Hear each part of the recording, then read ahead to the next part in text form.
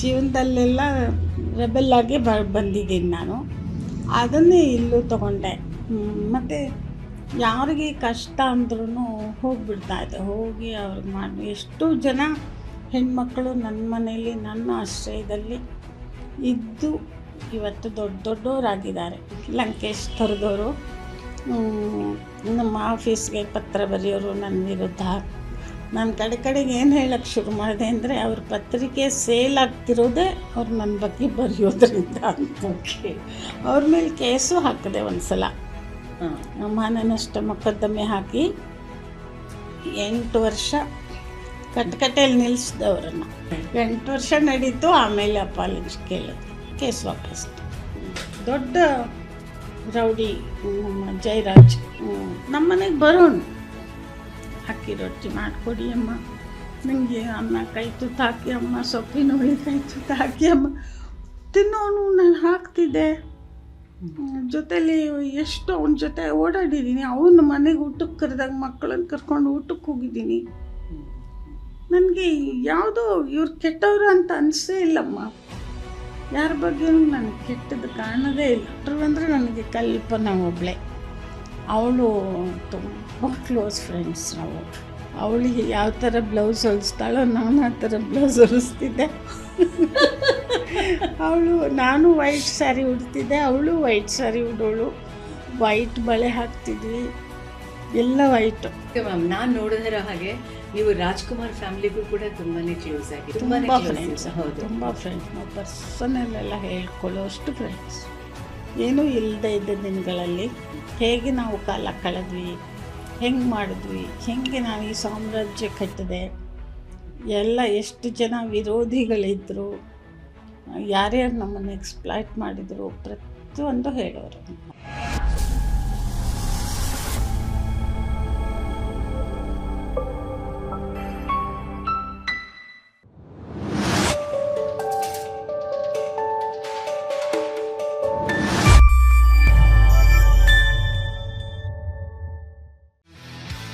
CMR University, India's top-ranked university. Over 65 acres of lakeside campus. Over 8,000 students. Over 20,000 alumni. Over 500 eminent teaching faculties. And placements in over 200 companies. CMR University, Bangalore.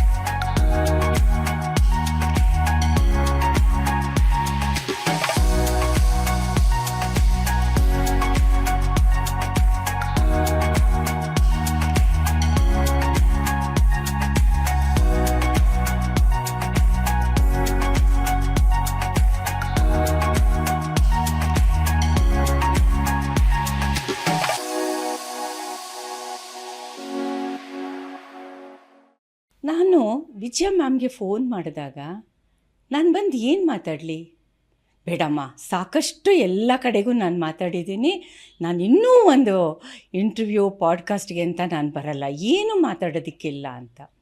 ನನಗಿವತ್ತು ಅದೇ ಒಂದು lead ಆಗಿದೆ. ಯಾಕೆಂದರೆ ಇವ್ರದ್ದು ಪುಸ್ತಕಗಳಾಗಬಹುದು, ಬೇರೆ ಮಾತುಕತೆ ಕೇಳಿದವರು ನೀವು ಅನ್ಬೋದು, ಸಾಕಷ್ಟು ಇವರು ಒಂದು ಮಹಿಳಾ ದೃಷ್ಟಿಕೋನದಿಂದ ಪರ್ಸ್ನಲ್ಲಾಗಿ ಎಲ್ಲ ಮಾತಾಡ್ಕೊಂಡಿದ್ದಾರೆ.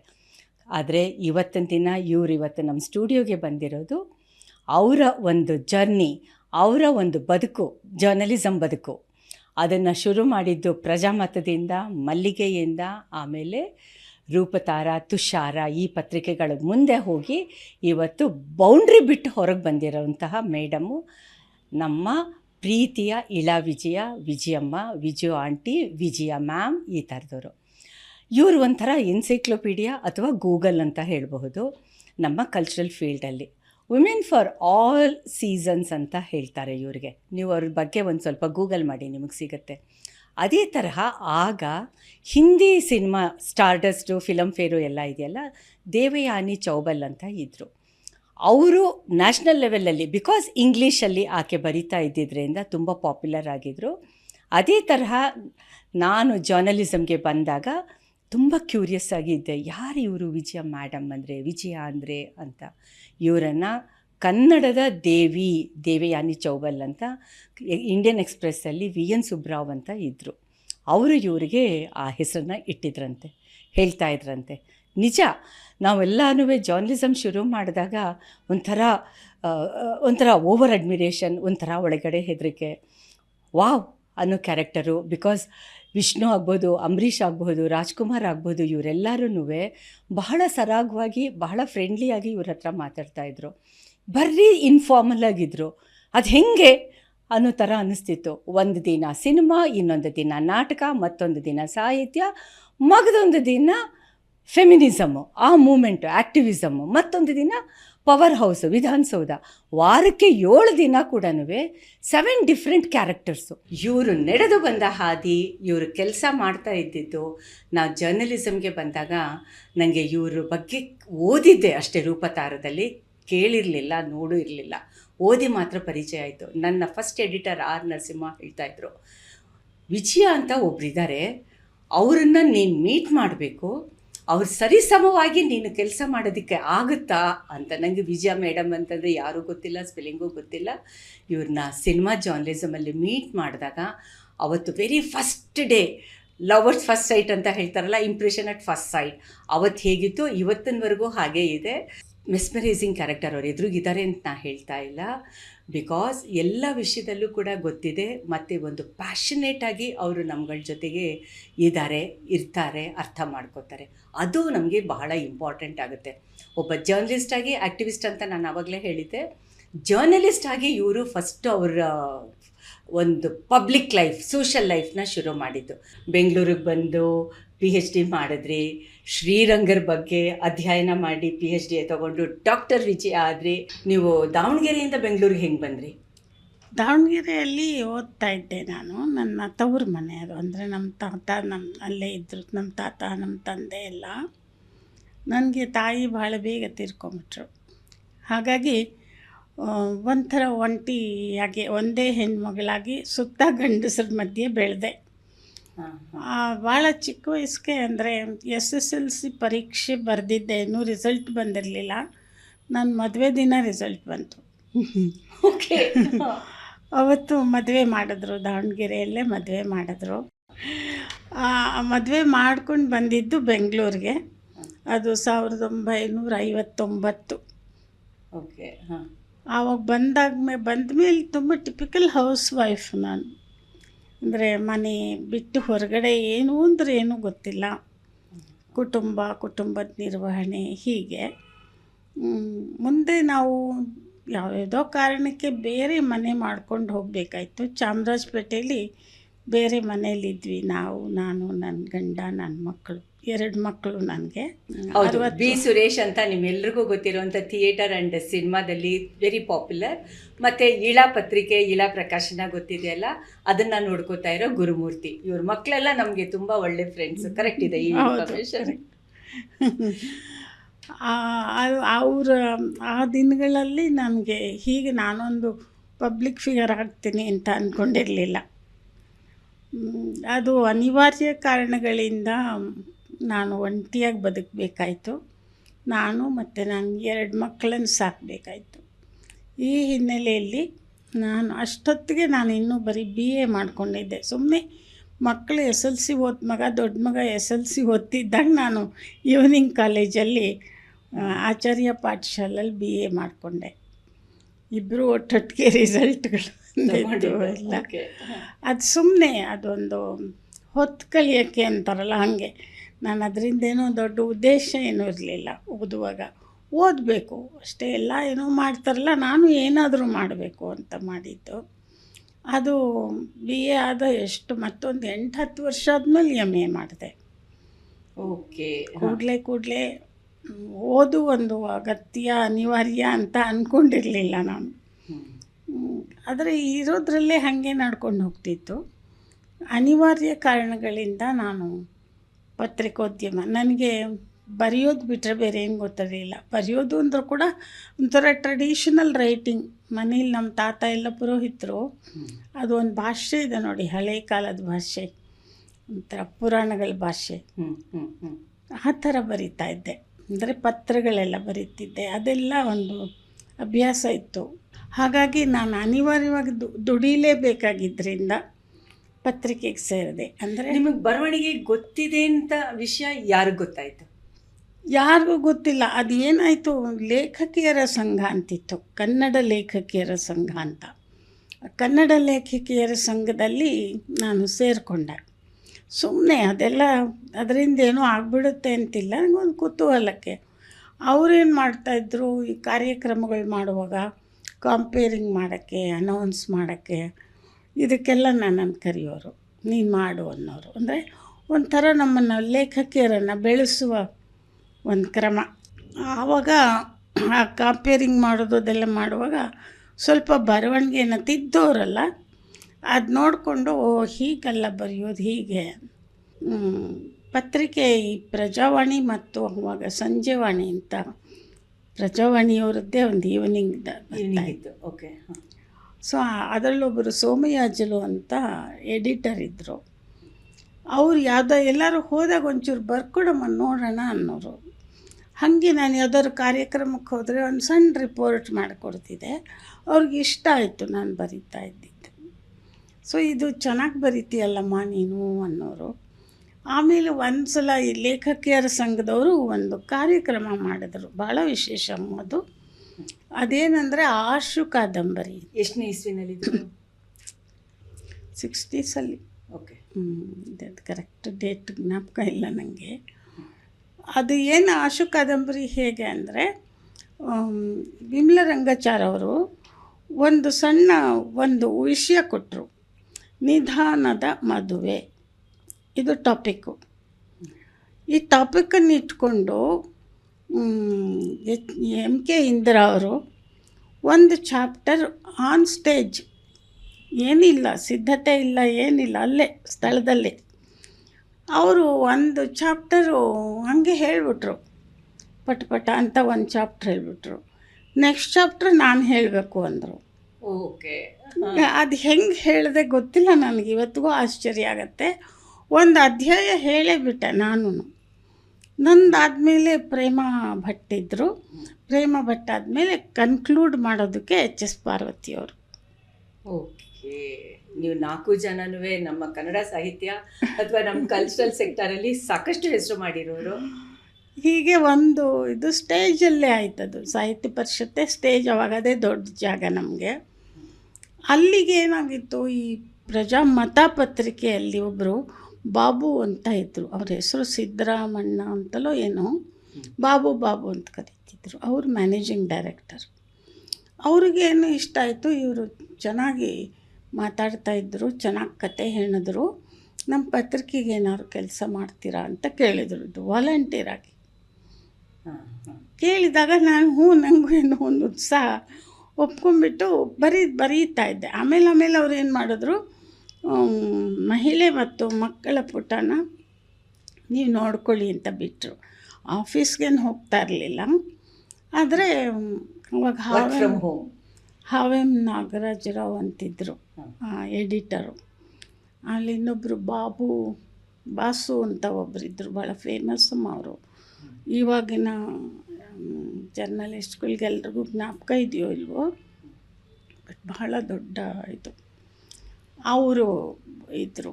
ಸೊ ಇವರೆಲ್ಲರ ಜೊತೆ ನಾನು ಸೇರಿಕೊಂಡು ಏನೋ ಹೋಗೋದು, ಹರಟೆ ಹೊಡೆಯೋದು. ಅವಾಗ ಅಲ್ಲಿ ಪ್ರಜಾಮತದಲ್ಲಿ ಈ ಲಕ್ಷ್ಮೀಶ್ ತೋಳ್ಪಾಡಿಯವರು ಕೆಲಸ ಮಾಡ್ತಾಯಿದ್ರು. ನಾವೇನು ಮಾಡಿದ್ವಿ, ನಾವು ಇನ್ನೊಬ್ಬ ಆತ ಇದ್ದರು, ನಾವು 3 ಜನ ಸೇರಿಕೊಂಡು ಒಂದು ಗುಂಪು ಮಾಡಿದ್ವಿ, ಇಳಾ ಗ್ರೂಪ್ ಅಂತ. ಇಳಾ ಗ್ರೂಪ್ ಅಂತ. ಓ, ಇಳಾ ಹೆಸರಿಗೆ ಇಷ್ಟೊಂದು ಹಿಸ್ಟ್ರಿ ಇದೆ. ಸೊ ಅಲ್ಲಿ ಏನಾದರೂ ಒಂದು ಟಾಪಿಕ್ 3 ಜನ ಕೂತ್ಕೊಂಡು ಮಾತಾಡೋದು, ಹೆಚ್ಚು ಕಡಿಮೆ ತೋಳ್ಪಾಡಿಯವರು ಬರೆಯೋರು, ಒಂದು ಲೇಖನ ಬರೆಯೋದು. ಅದರಲ್ಲಿ ಅಷ್ಟೇ ಇಳಾ ಗ್ರೂಪ್ ಅಂತ ಅಷ್ಟೇ ಹಾಕ್ತಿದ್ವಿ. ಯಾರು ಬರೆದ್ರು, ಯಾರು ಆಲೋಚನೆ ಮಾಡಿದ್ರು ಎಲ್ಲ. ಸುಮ್ಮನೆ ಅದು ಭಾಳ ಫೇಮಸ್ಸು ಆಯಿತು. ಅದನ್ನು ಇಷ್ಟಪಟ್ಟು ಬರ್ತಾ ಇದ್ದವರಲ್ಲಿ ಕಿರಮ್ ನಾಗರಾಜು, ಲಂಕೇಶ್, ಇವರೆಲ್ಲ ಪ್ರಜಾಮತಕ್ಕೆ ಬಂದು ನಮ್ಮ ಜೊತೆ ಹರಟೆ ಹೊಡೆಯೋರು. ಲಂಕೇಶ್ ಕೀರಂ ಸರ್ ಬರ್ತಾ ಇದ್ದಿದ್ರು, ಇವರೆಲ್ಲರೂ ಪ್ರಜಾಮತ. ಅಯ್ಯೋ, ಇದು ಬ್ರೇಕಿಂಗ್ ನ್ಯೂಸ್. ತುಂಬ ಚರ್ಚೆಗಳು ಮಾಡ್ತಾಯಿದ್ವಿ. ಅದು ಒಂಥರ ಆ ಕಾಲಮೇ ಭಾಳ ಇಷ್ಟಪಡ್ತಾಯಿದ್ರು. ಏನಿರ್ತಿತ್ತು ಮ್ಯಾಮ್ ಅದು ಕಂಟೆಂಟ್? ಏನೋ ಒಂದು ಆ ಕರೆಂಟ್ ಟಾಪಿಕ್ ಇಟ್ಕೊಳ್ಳೋದು, ಅದ್ರ ಬಗ್ಗೆ 3 ಜನ ಚರ್ಚೆ ಮಾಡೋದು, ಅದನ್ನೊಂದು ಆರ್ಟಿಕಲ್ ಮಾಡೋದು.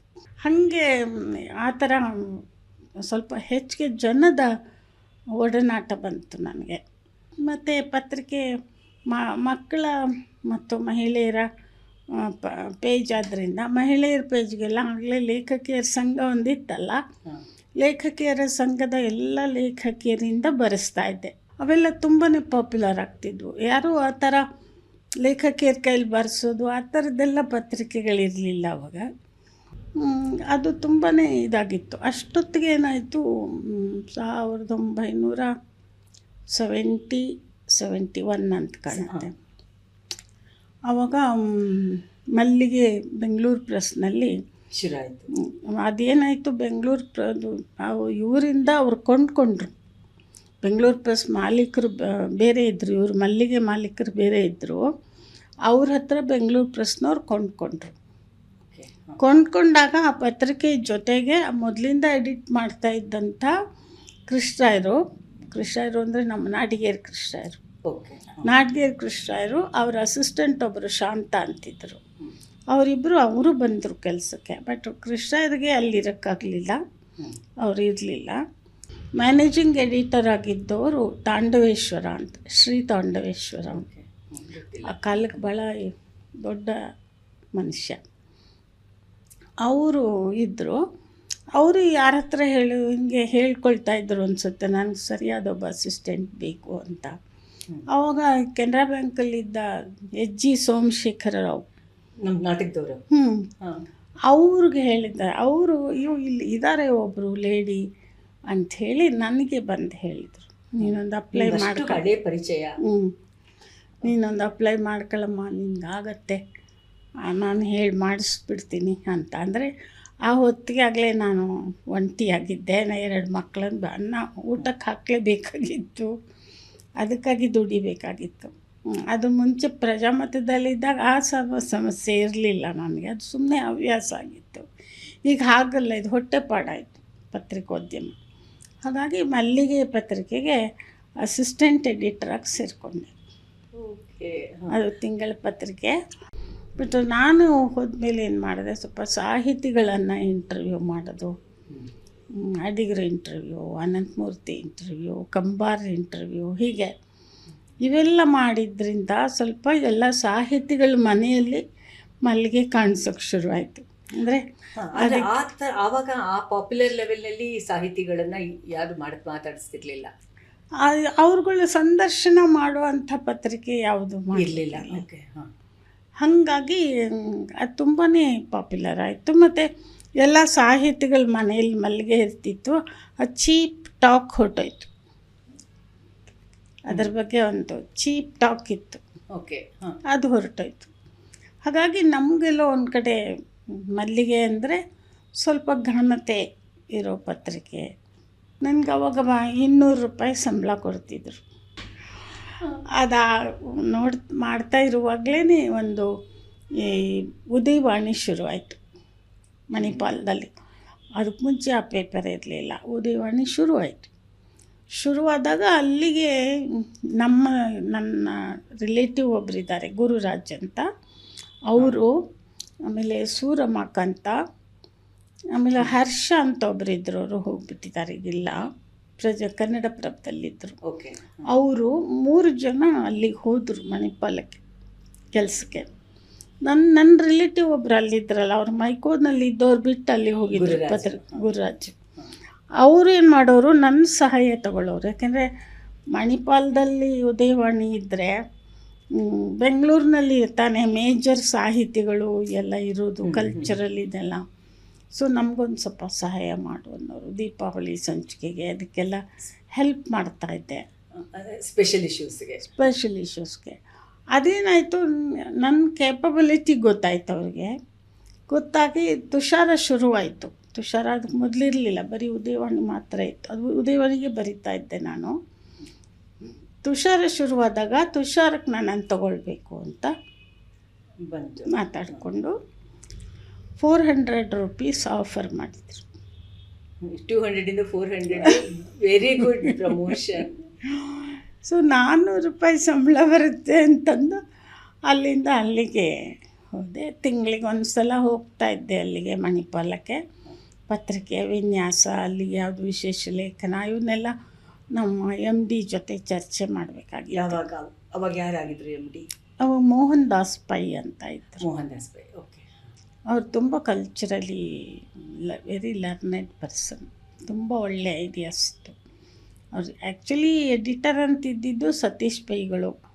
ನಾನು ಇದ್ದಷ್ಟು ಕಾಲ ಸತೀಶ್ ಪೈಗಳಿಗೂ ನನಗೂ ನೇರ ಮುಖಿನೇ ಆಗಲಿಲ್ಲ. ಇದ್ದದ್ದು ಇವರೇ ಮೋಹನ್ ದಾಸ್ ಪೈಗಳು. ನನ್ನ ತಮ್ಮ ಅಂತ ಹೇಳ್ತೀನಿ ಅವನ್ನ, ಗುರುರಾಜನ್ನ ನಾನು. ಸೊ ಹಾಗೆ ಇಲ್ಲಿಂದ ವಾರಕ್ಕೆ ಒಂದು ಪತ್ರ, ಬೆಂಗಳೂರು ಪತ್ರ ಅಂತ ಬರೀತಿದ್ದೆ, ಕಾಲಮ್. ಅದೇನೆಂದರೆ ಬೆಂಗಳೂರಿನಲ್ಲಿ ನಡೆಯುವ ಎಲ್ಲ ಕಲ್ಚರಲ್ ಪ್ರೋಗ್ರಾಮ್ಸ್ನ ರೌಂಡಪ್ ಅಂದರೆ ಬರೀ ವರದಿಯಾಗಿರ್ತಿರ್ಲಿಲ್ಲ, ಸ್ವಲ್ಪ ಕಮೆಂಟ್ಸ್ ಇರ್ತಿತ್ತು. ಓಕೆ. ಅದಿಲ್ಲಿದ್ರೆ ಹಳತ್ತಾಗಿಬಿಡತ್ತೆ. ಒಂದು ವಾರ ಆದಮೇಲೂ ಅದ್ರ ಫ್ರೆಶ್ನೆಸ್ ಉಳಿಬೇಕು ಅಂದರೆ ಒಂಚೂರು ಏನಾದ್ರು ಮಸಾಲೆ ಬೇಕು. ಆ ಮಸಾಲೆ ಎಷ್ಟಿರ್ತಿತ್ತು ಅಂದರೆ ಅದಕ್ಕೋಸ್ಕರ ಜನ ಓದೋರು. ಓಕೆ, ನೀವು ಆವಾಗಲೇ ಸ್ಪೈಸಿ ರೈಟಪ್ನ ಶುರು ಮಾಡಿದ್ರಿ. ಹಾಗೆ ಅದು ಇದಾಗಿ ನಾನು ಸುಮಾರು ಅಲ್ಲಿ ಎಷ್ಟು ವರ್ಷ ಇದ್ದೆ. ತುಷಾರ ಕೂಡ ಕಲ್ಚರಲ್ ಮ್ಯಾಗಝೈನ್ ಅಲ್ವಾ ಮ್ಯಾಮ್? ಕಥೆ, ಸಂಸ್ಕೃತಿ. ನಾನು ಬೇಸಿಕಲಿ ನಾನು ಆ ಥರದ್ದು ಜರ್ನಲಿಸ್ಟೇನೆ. ನನಗೊಂಚೂರು ಸಿನಿಮಾ ಕಾಂಟ್ಯಾಕ್ಟು ಇತ್ತು. ಸ್ವಲ್ಪ ಪುಟ್ಟಣ್ಣ ಈ ಥರದವರೆಲ್ಲ ಪರಿಚಯ ಇತ್ತು. ಬರೀತಾ ಗೊತ್ತಿತ್ತು ಅಥವಾ ಪರ್ಸನಲ್? ಇಲ್ಲ, ಮೊದಲೇ ಸ್ವಲ್ಪ ಗೊತ್ತಿತ್ತು, ಮುಂಚೆನೆ.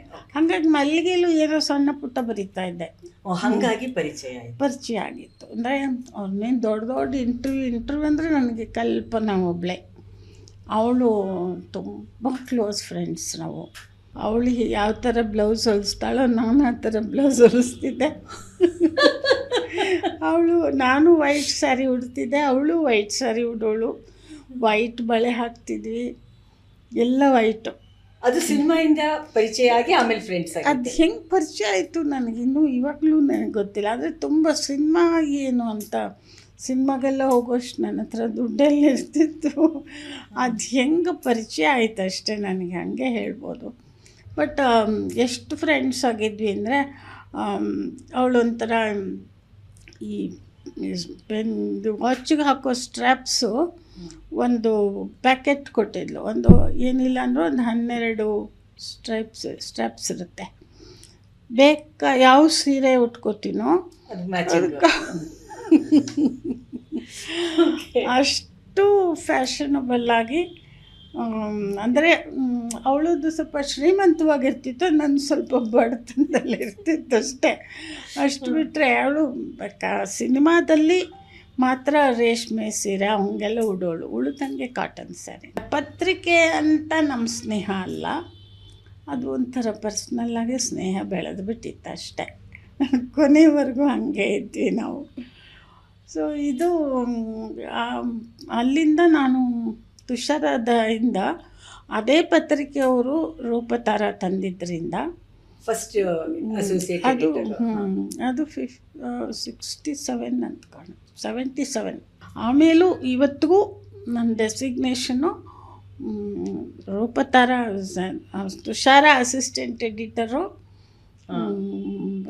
ಉದಯವಾಣಿ ಕರೆಸ್ಪಾಂಡೆಂಟು, ರೂಪತಾರ ಕರೆಸ್ಪಾಂಡೆಂಟು ಅಂತ ಹೆಸರೇ ಹೊರತು ಮಾಡಿದ ಕೆಲಸ ಮೊದಲಿಂದ ಕೊನೆವರೆಗೂ ಯಾವಾಗಲೂ ಈ ಇಳ, ವಸುಂಧರ, ವಸುಧಾ ಈ ಥರ ಭೂಮಿಯ ಹೆಸರುಗಳನ್ನೆಲ್ಲ ಒಂದು ಬಂಡಿ ಪೆನ್ನೇ ಇಟ್ಕೊಂಡು ಬರೀತಿದ್ದೆ. ತಿಂಗಳಿಗೆ ಒಂದು ಸಲ ಮಾತ್ರ ಹೋಗ್ತಾ ಇದ್ದೆ, ಅದರಿಂದ ವಾರ ಕಳಿಸ್ಬೇಕಿತ್ತು ಸುದ್ದಿ. ನಾನು ಆವಾಗೇನು ಮಾಡ್ತಿದ್ವಿ, ಬರೆದುಬಿಟ್ಟು ಎಲ್ಲ ನನಗೆ ಬರೆಯೋದಕ್ಕೂ ಜಾಗ ಇಲ್ಲದಂಥ ಪುಟ್ಟ ಮನೆಯಲ್ಲಿದ್ದೆ, ಕೂತ್ಕೊಂಡು ಬರೆಯೋಕ್ಕೂ ಆಗ್ತಿರ್ಲಿಲ್ಲ. ಸೊ ನಾನು Cubbon park, press club, Lalbagh ಅಲ್ಲೆಲ್ಲ ಹೋಗಿ ಕೂತ್ಕೊಂಡ್ಬಿಟ್ಟು ಬರೆಯೋದು. ಇಷ್ಟಿಷ್ಟು ಕಟ್ಟು ಬರಿಬೇಕು, ಬರೆದ್ಬಿಟ್ಟು ಅದನ್ನು ಒಂದು ಕವರ್ನಲ್ಲಿ ಹಾಕಿ ಅಡ್ರೆಸ್ ಬರೆದು ಪೋಸ್ಟ್ ಬಸ್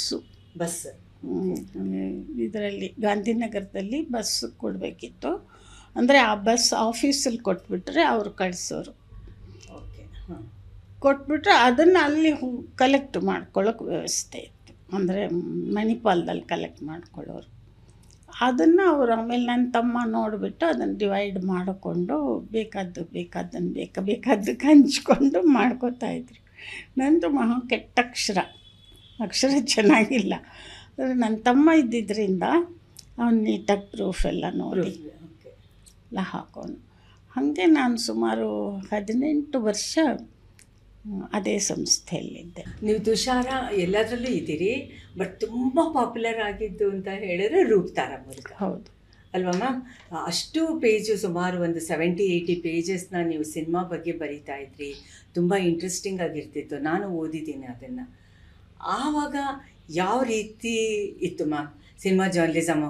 ನಾ ಬರೋದಕ್ಕೆ ಮುಂಚೆ ನೀವು BN ಸುಬ್ರಾವು ಮತ್ತು ಸೀತಾರಾಮ್ ಸರ್, KS ನರಸಿಂಹ, ನಾರಾಯಣ ಸ್ವಾಮಿ ಇವರೆಲ್ಲರೂ ನಿಮ್ಮದೊಂದು ಗ್ಯಾಕು, ಮತ್ತು ದೇವಿ ಆಫ್ ಕನ್ನಡ ಸಿನಿಮಾ ಜರ್ನಲಿಸಮ್ ಅಂತ ಕೂಡ ನಿಮ್ಮನ್ನು ಸುಬ್ರಾಯರ್ ಇಟ್ಟಿದ್ದ ಹೆಸರು. ಸುಬ್ರಾಯರ್ ಏನು ಸರ್ ಇಟ್ಟಿರೋದು?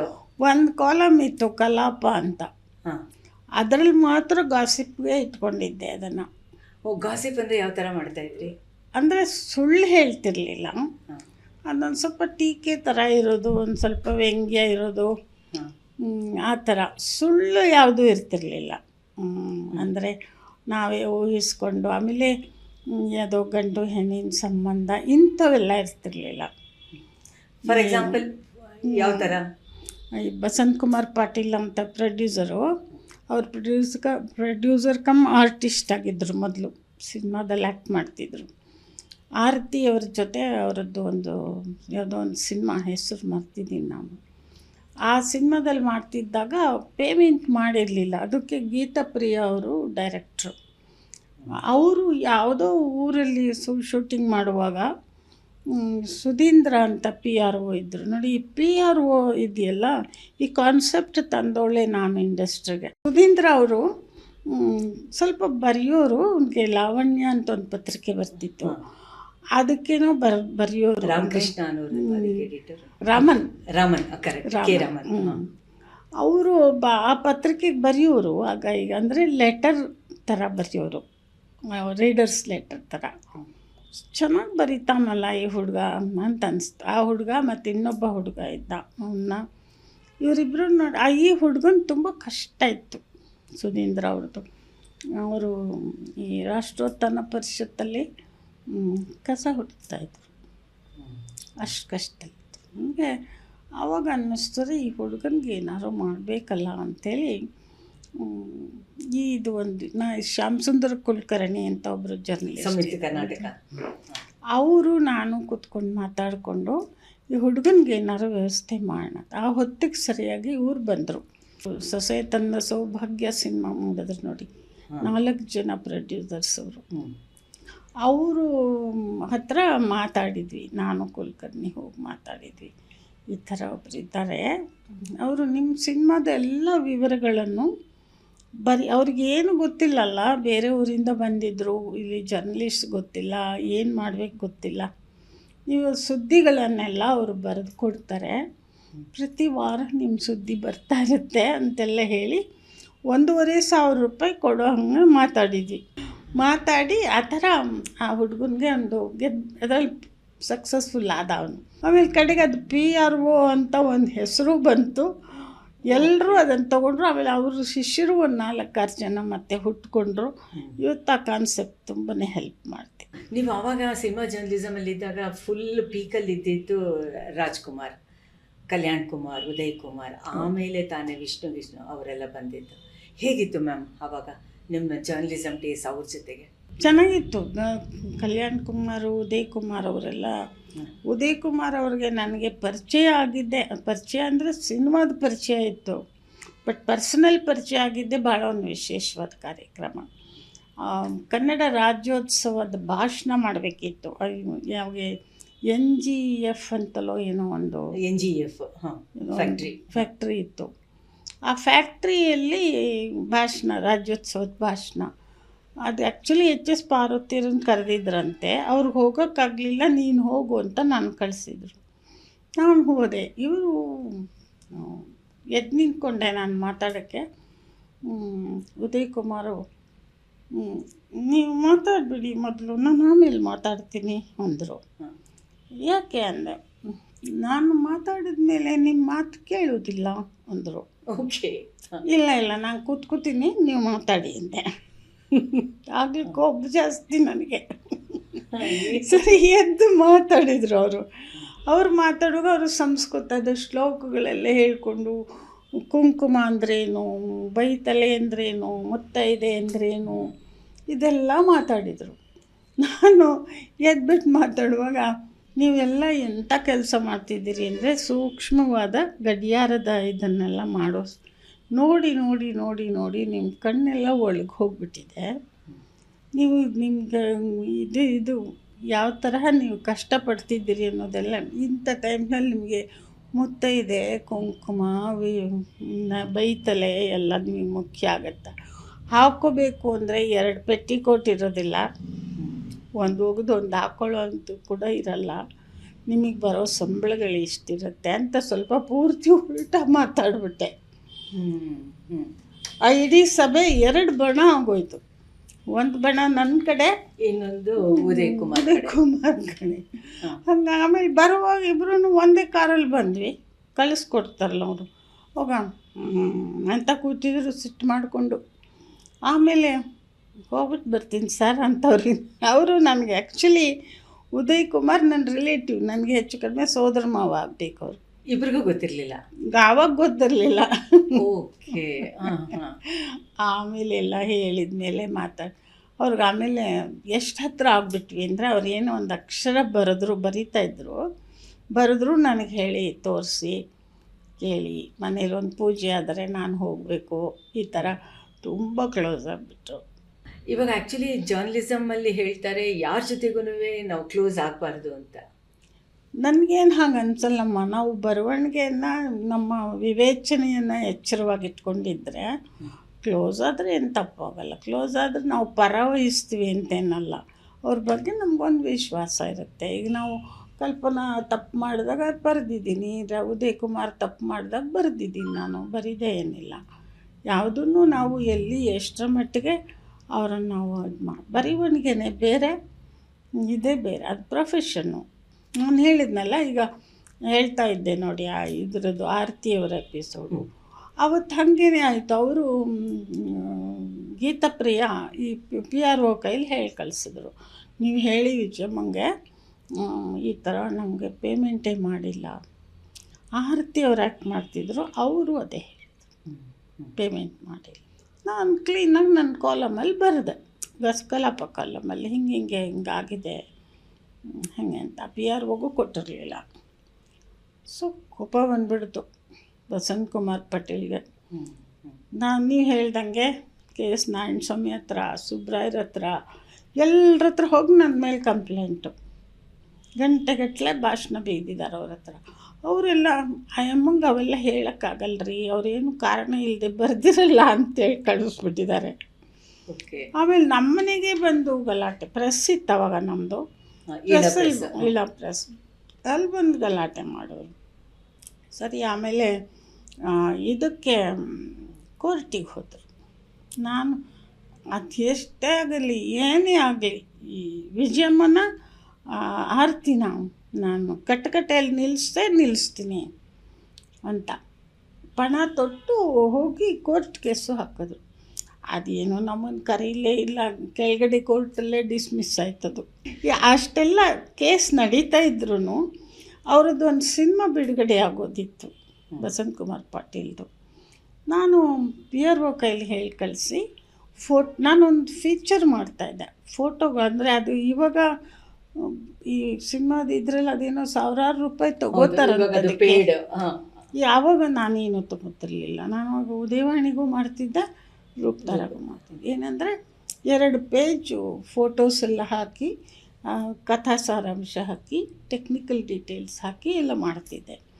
ಅದನ್ನೆಲ್ಲ ತರಿಸ್ಕೊಂಡು ನಾನು ಉದಯವಾಣಿಯಲ್ಲಿ ಸಂಡೇ ಪೇಪರಲ್ಲಿ ಅದನ್ನು ನೀಟಾಗಿ ಮಾಡಿದೆ. ಇದೆಲ್ಲ black and white. Black and white. ಅವಾಗ ಆ ಮನುಷ್ಯ ಫ್ಲ್ಯಾಟು. ನಾನು ಇಷ್ಟೆಲ್ಲ ಗಲಾಟೆ ಮಾಡಿದ್ದೀನಿ ಹೆಂಗ್ಸ್ ಮೇಲೆ, ನಾನು ಸಿನಿಮಾಗೆ ಅನ್ಯಾಯ ಮಾಡಬಾರ್ದು ಅಂತ ಮಾಡಿಬಿಟ್ರಲ್ಲ. ಆಮೇಲೆ ಅವರೇ ಬಂದು ಸರೆಂಡರ್ ಆದರು ನನ್ನ ಹತ್ರ. ಅಂದರೆ ಸ್ನೇಹ ಬೇರೆ, ವೃತ್ತಿ ಬೇರೆ. ಎಲ್ಲಿ ಏನು ಮಾಡಬೇಕು ಅಲ್ಲದು ಮಾಡಬೇಕು, ಹೇಳಬೇಕಾದ್ದನ್ನು ಹೇಳಬೇಕು ಅನ್ನೋ ಲೆಕ್ಕಾಚಾರದಲ್ಲೇ ಮಾಡಿದ್ದೀನಮ್ಮ ಕೆಲಸ. ಓಕೆ ಮ್ಯಾಮ್, ನಾನು ನೋಡಿದಿರೋ ಹಾಗೆ ನೀವು ರಾಜ್ಕುಮಾರ್ ಫ್ಯಾಮಿಲಿಗೂ ಕೂಡ ತುಂಬಾ ಕ್ಲೋಸ್ ಆಗಿ, ತುಂಬ ಫ್ರೆಂಡ್ಸ್. ಹೌದು, ತುಂಬ ಫ್ರೆಂಡ್ಸ್. ನಾವು ಪರ್ಸನಲ್ಲೆಲ್ಲ ಹೇಳ್ಕೊಳ್ಳೋ ಅಷ್ಟು ಫ್ರೆಂಡ್ಸ್. ಅಂದರೆ ಅವರು ಮದುವೆಗೆ ಮುಂಚೆ ಹೇಗೆ ಬದುಕಿದ್ರು, ಏನು ಕನಸು ಕಂಡ್ರು ಅವ್ರು ಹೇಳೋರು. ನಮ್ಮ ಯಜಮಾನ್ರು ಬಂದರೆ ಅವ್ರ ತೊಡೆ ಮೇಲೆ ಮಲ್ಕೊಂಬಿಟ್ಟು ನಾನು ಏನೇನೋ ಹಿಂಗಿರೋಣ ಹಂಗಿರೋಣ ಮನೆ ಮಾಡ್ಕೊಳ್ಳೋಣ ಅಂತ ಅವ್ರಿಗೆ ಕನಸು ಕಾಣ್ತಾ ಇದ್ದಿದ್ದು, ಅವ್ರು ಅದಕ್ಕೆ ಓಕೆ ಓಕೆ ಮಾಡೋಣ ಅಂತಿದ್ದಿದ್ದು ರಾಜ್ಕುಮಾರ್ ಅವರು. ಇಂಥದ್ದನ್ನೆಲ್ಲ ಅಂದರೆ ಏನೂ ಇಲ್ಲದೆ ಇದ್ದ ದಿನಗಳಲ್ಲಿ ಹೇಗೆ ನಾವು ಕಾಲ ಕಳೆದ್ವಿ, ಹೆಂಗೆ ಮಾಡಿದ್ವಿ, ಹೇಗೆ ನಾವು ಈ ಸಾಮ್ರಾಜ್ಯ ಕಟ್ಟಿದೆ, ಎಲ್ಲ ಎಷ್ಟು ಜನ ವಿರೋಧಿಗಳಿದ್ದರು, ಯಾರ್ಯಾರು ನಮ್ಮನ್ನು ಎಕ್ಸ್ಪ್ಲಾಯ್ಟ್ ಮಾಡಿದರು, ಪ್ರತಿಯೊಂದು ಹೇಳೋರು ಮಾತ್ರ. ಹಾಗಾದರೆ ನೀವು ಐ ವಿಟ್ನೆಸ್ ಅಲ್ವಾ ಮ್ಯಾಮ್? ರಾಜ್ಕುಮಾರ್ ಅವರು ಇವತ್ತಿನ ದಿನ ಡಾಕ್ಟರ್ ರಾಜ್ಕುಮಾರ್ ಆಗಿ, ಕನ್ನಡ ಕಣ್ಮಣಿ ಆಗಿ, ಈ ಥರದನ್ನೆಲ್ಲ ಮಾಡೋದನ್ನು ನೀವು ತುಂಬ ಹತ್ತಿರದಿಂದ ಕಂಡಿದ್ದೀರಾ. ಇದೆಲ್ಲ ಆ ಪ್ರಾಸೆಸ್ಸು ಒಂಚೂರು ಹೇಳೋದಾದರೆ? ಅವ್ರಿಗೆ ದೊಡ್ಡ ಸಾಮ್ರಾಜ್ಯ. ಅಂದರೆ ಅವ್ರ ರಿಲೇಟಿವ್ಸು ಅವರು ದುಡಿದ್ರೆ ಅವರೊಬ್ಬರು ಅವ್ರ ಕುಟುಂಬ ಮಾತ್ರ ಅಲ್ಲ, ಅಷ್ಟು ಜನಕ್ಕೆ ದುಡ್ದು ಹಾಕಬೇಕಾಗಿತ್ತು. ತುಂಬ ಜನ ಆಗೋದು, ಖರ್ಚಾಗೋದು. ಎಲ್ಲ ಪ್ರೊಡ್ಯೂಸರ್ಸೂ ರಾಜ್ಕುಮಾರ್ ಸಿನಿಮಾ ಮಾಡೋದು ಅಂದರೆ ನಮ್ಗೆ ಇಷ್ಟು ಖರ್ಚಾಯಿತು, ಅಷ್ಟು ಖರ್ಚಾಯಿತು, ಅಷ್ಟು ದುಡ್ಡು ಬರಲಿಲ್ಲ ಅಂತನ್ನೋರು ಕಂಪ್ಲೇಂಟೇ ಹಂಗಿದ್ದಿದ್ದು. ರಾಜ್ಕುಮಾರ್ ಅಂದರೆ ಒಂದು ಲೆಟರ್ನಲ್ಲಿ ಒಂದು ಚೀಟಿಲಿ ಯಾರೋ ಹೋಗ್ಬಿಟ್ಟು ವಿಶ್ವಾಸವಾಗಿ ಮಾತಾಡಿಸ್ಬಿಟ್ಟು ಕೇಳಿದ್ರೆ ಒಂದು ಸೈನ್ ಹಾಕ್ಕೊಟ್ರೆ ಅದೇ ಕಾಲ್ ಶೀಟ್ ಅವಾಗ. ಓಕೆ. ಪಾರ್ವತಮ್ಮನವ್ರು ಅವಾಗ ಇನ್ನು ಈ ಫೀಲ್ಡ್ಗೆ ಬಂದಿರಲಿಲ್ಲ.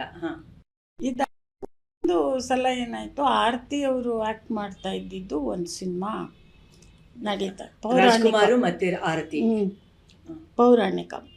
ಅದೇನಾಯಿತು, ಅವರು ಆರತಿ ಅವರು ಪುಟ್ಟಣ್ಣ ಗಂಡ ಹೆಂಡತಿ ಬೇರೆ ಅಲ್ವಾ, ಅವರು ಪುಟ್ಟಣ್ಣ ಯಾವುದೋ ಸಿನಿಮಾ ಮಾಡಬೇಕಾಗಿತ್ತು, ಆರತಿಯವರು ಆ ಕಡೆ ಹೋಗ್ಬಿಟ್ರು. ಇಲ್ಲಿ ಡೇಟ್ಸ್ ವೇಸ್ಟ್ ಆಗೋಯ್ತು. ಸುಮಾರು ಆ ಸಿನಿಮಾ ಬಂದಿದ್ದು ಲೇಟು, ತುಂಬ ಡೇಟ್ಸ್ ರಾಜ್ಕುಮಾರ್ ಐಡ್ಲಾಗಿ ಕೂತ್ಕೋಬೇಕಾಯ್ತು. ಅವಾಗ ಏನು ಮಾಡಿದ್ರು ಪಾರ್ವತಮ್ಮನವರು, ತ್ರಿಮೂರ್ತಿ ಅಂತ ಒಂದು ಸಿನಿಮಾ ಮಾಡಿದ್ರು. ಟ್ರಿಬಲ್ ಆ್ಯಕ್ಟಿಂಗು ಮೊದಲು ಮಾಡಿದ ಸಿನಿಮಾ. ಅಂದರೆ ಅವ್ರದ್ದೇ ಪ್ರೊಡಕ್ಷನ್ನು. ಅದಾದಮೇಲೆ ವಜ್ರೇಶ್ವರಿ ಕಂಬೈನ್ಸು, ವಜ್ರೇಶ್ವರಿ ಎಲ್ಲ ಶುರು ಇದು ಹಾಗೆ. ಓಕೆ, ಸೊ ಬಿಸ್ನೆಸ್ಗೆ ಬಂದಿದ್ದು ವೆರಿ ಫಸ್ಟ್ ಸಿನಿಮಾ ತ್ರಿಮೂರ್ತಿ. ಅದು ಅವ್ರಿಗಾದ ಇದಕ್ಕೋಸ್ಕರ ಸೈಲೆನ್ಸು ಆ ಗ್ಯಾಪ್ ಇತ್ತಲ್ಲ, ಅವರು ಆರತಿಯವ್ರು ಬರೋವರೆಗೂ ಸುಮ್ಮನೆ ಕೂತಿರ್ಬೇಕಾಗಿತ್ತು ಕಾಯ್ಕೊಂಡು. ಅದು ಒಂಥರ ಈಗೋನು ಕಾಡಿರುತ್ತೆ. ಮತ್ತು ಅಷ್ಟು ದಿವಸ ಅವ್ರು ಸೈಲೆಂಟಾಗಿ ಕೂತ್ಕೊಳ್ಳೋಂಗಿಲ್ಲ, ದುಡಿಲೇಬೇಕು. ಮತ್ತು ನೋಡಿದ್ರೆ ಆ ಸಿನಿಮಾ ಸೂಪರ್ ಡ್ಯೂಪರ್ ಹಿಟ್ ಆಯಿತು. ಅವ್ರ ಸಿನಿಮಾಗಳೆಲ್ಲ ಆಲ್ಮೋಸ್ಟ್. ಸಿನಿಮಾ ಜರ್ನಲಿಸಮ್ ಜೊತೆಗೇ ಆ್ಯಕ್ಟಿವಿಸಮು, ಫೆಮಿನಿಸಮ್ ಕೂಡ ಅದೇ ಪೀರಿಯಡಲ್ಲಿ ಬರ್ತಾ ಹೋಯಿತು. ನೀವು ಹೇಗೆ ಸಾಹಿತ್ಯ, ಸಿನಿಮಾ ಮತ್ತು ಈ ಒಂದು ಮಹಿಳಾವಾದ ಜೊತೆಗೆ ಸೇರಿಕೊಂಡ್ರಿ? ಕೆಲವು ಸಲ ಈ ಲಂಕೇಶ್ ಥರದವರು ನಮ್ಮ ಆಫೀಸ್ಗೆ ಪತ್ರ ಬರೆಯೋರು ನನ್ನ ವಿರುದ್ಧ. ಅವಾಗ ಇನ್ನೂ ಲಂಕೇಶ್ ಪತ್ರಿಕೆ ಶುರು ಆಗಿರಲಿಲ್ಲ. ಲಾಯರ್ಗಳ ಕೈಲಿ ನನ್ನ ಬಗ್ಗೆ ಬೈದು ಲೆಟರ್ಸ್ ಬರ್ಸೋರು, ಸುಮಾರು ಮಾಡಿದರು ನನ್ನ ವಿರುದ್ಧ. ಎಲ್ಲರೂ ಎದ್ದರು. ಅಂದರೆ ತುಂಬ ನಿಷ್ಠುರವಾದ ಸತ್ಯ. ಅವರು ನಾನು ಬರೆದಿದ್ದನ್ನು ಸುಳ್ಳು ಅಂತ ಹೇಳೋದಕ್ಕೆ ಅವ್ರ ಹತ್ರ ಏನು ಆಧಾರವೂ ಇರ್ತಿರಲಿಲ್ಲ. ಹಾಗೆ ಅಂದರೆ ನಾನು ಆಧಾರಗಳು ಇಟ್ಕೊಂಡೇ ಮಾಡ್ತಾ ಇದ್ದಿದ್ದರಿಂದ ಏನು ಅಂದರೆ, ಒಂದು ನನ್ನ ಇದು ಅಂದರೆ ಮ್ಯಾನೇಜ್ಮೆಂಟು ಕೂಡ ಇಷ್ಟೆಲ್ಲ ಕಂಪ್ಲೇಂಟ್ಸ್ ಬರ್ತಿದೆ ಅಂಥೇಳಿ ನನ್ನ ಮೇಲೆ ಏನು ಆ್ಯಕ್ಷನ್ ತೊಗೊಳ್ಳಿಲ್ಲ. ಅಂದರೆ ನಿಮ್ಮನ್ನು ಬಿಟ್ಕೊಡ್ಲಿಲ್ಲ, ತುಂಬ ಇದು ಮಾಡಿದ್ರು. ಬಟ್ ಅದು ಯಾವುದೋ ಒಂದು ಹಂತದಲ್ಲಿ ತುಂಬ ಹೆರಾಸ್ಮೆಂಟ್ ಆಗೋದು ಲಂಕೇಶ್ ಅವರಿಂದ. ಅಲ್ಲಿ ಮ್ಯಾನೇಜ್ಮೆಂಟ್ ಲಂಕೇಶ್ ಅವರಿರುವಷ್ಟು ದಿವಸ ನನಗೆ ಹೆರಾಸ್ಮೆಂಟೇ. ನೀವು ಇದನ್ನು ಸ್ವಲ್ಪ ತಕ್ಕ ಮಟ್ಟಿಗೆ ಕುದಿ ಹೆಸರಿನಲ್ಲೂ ಕೂಡ ಹಾಕಿದ್ದೀರಾ. ಹೌದು, ತುಂಬಾ ಹಿಂಸೆ ಆಯಿತು ನನಗೆ. ನಾನು ಕಡೆಗೆ ಏನು ಹೇಳೋಕ್ಕೆ ಶುರು ಮಾಡಿದೆ ಅಂದರೆ ಅವ್ರ ಪತ್ರಿಕೆ ಸೇಲ್ ಆಗ್ತಿರೋದೇ ಅವ್ರು ನನ್ನ ಬಗ್ಗೆ ಬರೆಯೋದ್ರಿಂದ ಅಂತ. ಓಕೆ. ಅವ್ರ ಮೇಲೆ ಕೇಸು ಹಾಕಿದೆ ಒಂದು ಸಲ, ಹಾಂ. ಮಾನನಷ್ಟ ಮೊಕದ್ದಮೆ ಹಾಕಿ 8 ವರ್ಷ ಕಟ್ಕಟೆಯಲ್ಲಿ ನಿಲ್ಲಿಸಿದೆ ಅವರನ್ನು. ಲಂಕೇಶ್ ಅವ್ರನ್ನ ಕಟ್ಕಟ್ಟೆಲಿ ನಿಲ್ಸಿದ್ರಿ. ಅದೇ ಅವೇ ಒಂದು ದೊಡ್ಡ ಅಚೀವ್ಮೆಂಟ್ ಅವಾಗ ನಮಗೆ. ಅವ್ರನ್ನ ಕಟ್ಟೆಗಟ್ಟೆಯಲ್ಲಿ ನಿಂತಿದ್ದಾರೆ ಅನ್ನೋದು ಕೋರ್ಟಲ್ಲಿ. 8 ವರ್ಷ ನಡೀತು. ಆಮೇಲೆ ಅಪಾಲಜಿ ಕೇಳೋ ಹಂಗೆ ಮಾಡಿದ್ರಿ. ಮಾಡಿದ್ಮೇಲೆ ಕೋರ್ಟ್ ಕೇಸ್ ವಾಪಸ್. ಇವಾಗ ಅದೇ ಪೀರಿಯಡಲ್ಲಿ 70s 80s ಅಲ್ಲೇ ಜಾಸ್ತಿ ಮಹಿಳಾವಾದ ಇತ್ತು, ದೌರ್ಜನ್ಯ, ಕೌಟುಂಬಿಕ ದೌರ್ಜನ್ಯ, ಮತ್ತು ತುಂಬ ಸ್ಟ್ರಾಂಗಾಗಿ ಫಸ್ಟ್ ಜನ್ರೇಷನ್ ಆ್ಯಕ್ಟಿವಿಸ್ಟ್ಗಳು ಬೆಂಗಳೂರಲ್ಲಿದ್ದರು. ಅವ್ರ ಜೊತೆಗೆ ನೀವು ಕೂಡ ಇದ್ರಿ. ಹೇಗಿತ್ತು ಮ್ಯಾಮ್ ಆ ದಿನಗಳು? ನಿಮ್ಮ ಒಂದು ಇನ್ವಾಲ್ವ್ಮೆಂಟು ಒಬ್ಬ ಜರ್ನಲಿಸ್ಟ್ ಆಗಿ, ಮಹಿಳೆಯಾಗಿ, ಮತ್ತು ನಿಮಗೆ ಗೊತ್ತಿಲ್ಲದರೋ ಹಾಗೆ ಬಹುಶಃ ಆ್ಯಕ್ಟಿವಿಸ್ಟ್ ಆಗಿ. ಜೀವನದಲ್ಲೆಲ್ಲ ರೆಬೆಲ್ಲಾಗಿ ಬಂದಿದ್ದೀನಿ ನಾನು. ಅದನ್ನೇ ಇಲ್ಲೂ ತಗೊಂಡೆ. ಮತ್ತು ಯಾರಿಗೆ ಕಷ್ಟ ಅಂದ್ರೂ ಹೋಗಿಬಿಡ್ತಾಯಿದ್ದೆ. ಹೋಗಿ ಅವ್ರಿಗೆ ಮಾಡಿ ಎಷ್ಟೋ ಜನ ಹೆಣ್ಮಕ್ಳು ನನ್ನ ಮನೆಯಲ್ಲಿ ನನ್ನ ಆಶ್ರಯದಲ್ಲಿ ಇದ್ದು ಇವತ್ತು ದೊಡ್ಡವರಾಗಿದ್ದಾರೆ, ಲಾಯರ್ ಆಗಿದ್ದಾರೆ, ಇನ್ನೂ ದೊಡ್ಡ ಪೋಸ್ಟ್ಗಳಲ್ಲಿದ್ದಾರೆ, ಮದುವೆಯಾಗಿ ಲಕ್ಷಣವಾಗಿದ್ದಾರೆ. ಸುಮಾರು ಜನ ನನ್ನ ಮನೇಲಿ ಇಟ್ಕೊಂಡಿದ್ದೀನಿ, ತಿಂಗಳುಗಟ್ಟಲೆ, ವರ್ಷಗಟ್ಟಲೆ. ಅವ್ರವ್ರು ಕೆಲವ್ರ ಸಲುವಾಗಿ ಕೋರ್ಟು, ಪೊಲೀಸ್ ಸ್ಟೇಷನ್ನು ಪ್ರತಿಯೊಂದು ಆಗಿದೆ. ಅದು ಎಲ್ಲಿ ಯಾವ ಮಗುಗೆ ಅನ್ಯಾಯ ಆಗಿದೆ ಅಂದರೂ ನಾನು ಹೋಗ್ತೀನಿ, ಮಾಡ್ತೀನಿ. ಅವತ್ತು ಮಾಡ್ತಿದ್ದೆ, ಇವತ್ತು ಮಾಡ್ತೀನಿ. ಹೌದು ಮ್ಯಾಮ್, ಅದನ್ನು ನಾವು ತುಂಬ ನೋಡಿದ್ದೀವಿ. ಮತ್ತು ಇದು ಬರೀ ನೊಂದ ಹೆಣ್ಣುಮಕ್ಕಳು ಅಂತ ಮಾತ್ರ ಅಲ್ಲ, ಆ ಥರ ತಗೋತು ಅಂತಂದರೆ ಪ್ರಕಾಶ್ ರಾಜ್ಗೆ, ರವಿ ಬೆಳಗೆರೆ, ಬಾಲಕೃಷ್ಣ ಕಾಕತ್ಕರು, ಇವ್ರಿಗೆಲ್ರಿಗೂ ಕೂಡ ನೀವು ಒಂಥರ ಗಾಡ್ ಮದರ್. ರೌಡಿಸಮ್, ಕೊಲೆಗಡಕ್ತನ ಇಂಥ ಮಾಡೋರು ಅಂತ ಹೇಳಿ ಯಾರನ್ನು ಹೇಳ್ತಾರೋ ಅವ್ರು ಎಲ್ಲರೂ ನನಗೆ ಹತ್ತಿರ. ಅಂದರೆ ಅವರು ದುಷ್ಟರು ಅಂತ ಹತ್ತಿರ ಅಲ್ಲ, ನನಗೆ ಅವರು ಕೆಟ್ಟವರು ಅನ್ನಿಸ್ತಿರ್ಲಿಲ್ಲ ನನಗೆ. ಏನೋ ನೋಡಿ, ದೊಡ್ಡ ರೌಡಿ ನಮ್ಮ ಜಯರಾಜ್ ಗುಬ್ಬಿ ಕಂಪ್ನಿಯಲ್ಲಿ ಇದ್ದವರು, ಬೇರೆ ಇನ್ನೊಬ್ಬರು ಸೋಮಶೇಖರ್ ಅಂತ, ಅವ್ರ ಮೂಲಕ ಅವನು ಪರಿಚಯ ಆಯ್ತು ನನಗೆ. ಯಾವ ಮಟ್ಟಕ್ಕೆ ಅವನು ಜೈಲಲ್ಲಿದ್ದ, ಮೈಸೂರಲ್ಲಿ. ಜೈಲಿಂದ ಬಿಡಿಸಿದ್ರು ಅವನ್ನ ರಾಮಕೃಷ್ಣ ಹೆಗ್ಡೆ ಅವ್ರ ಪೀರಿಯಡ್ಡಲ್ಲಿ. ಅದು ಬಿಡಿ, ಅದು ಬೇರೆ ಬೇರೆ ರಾಜಕೀಯ. ಅವನ್ನ ಒಳ್ಳೆಯ ಸನ್ನಡತೆಯ ಆಧಾರದ ಮೇಲೆ ಬಿಡಿಸಿದ್ರು.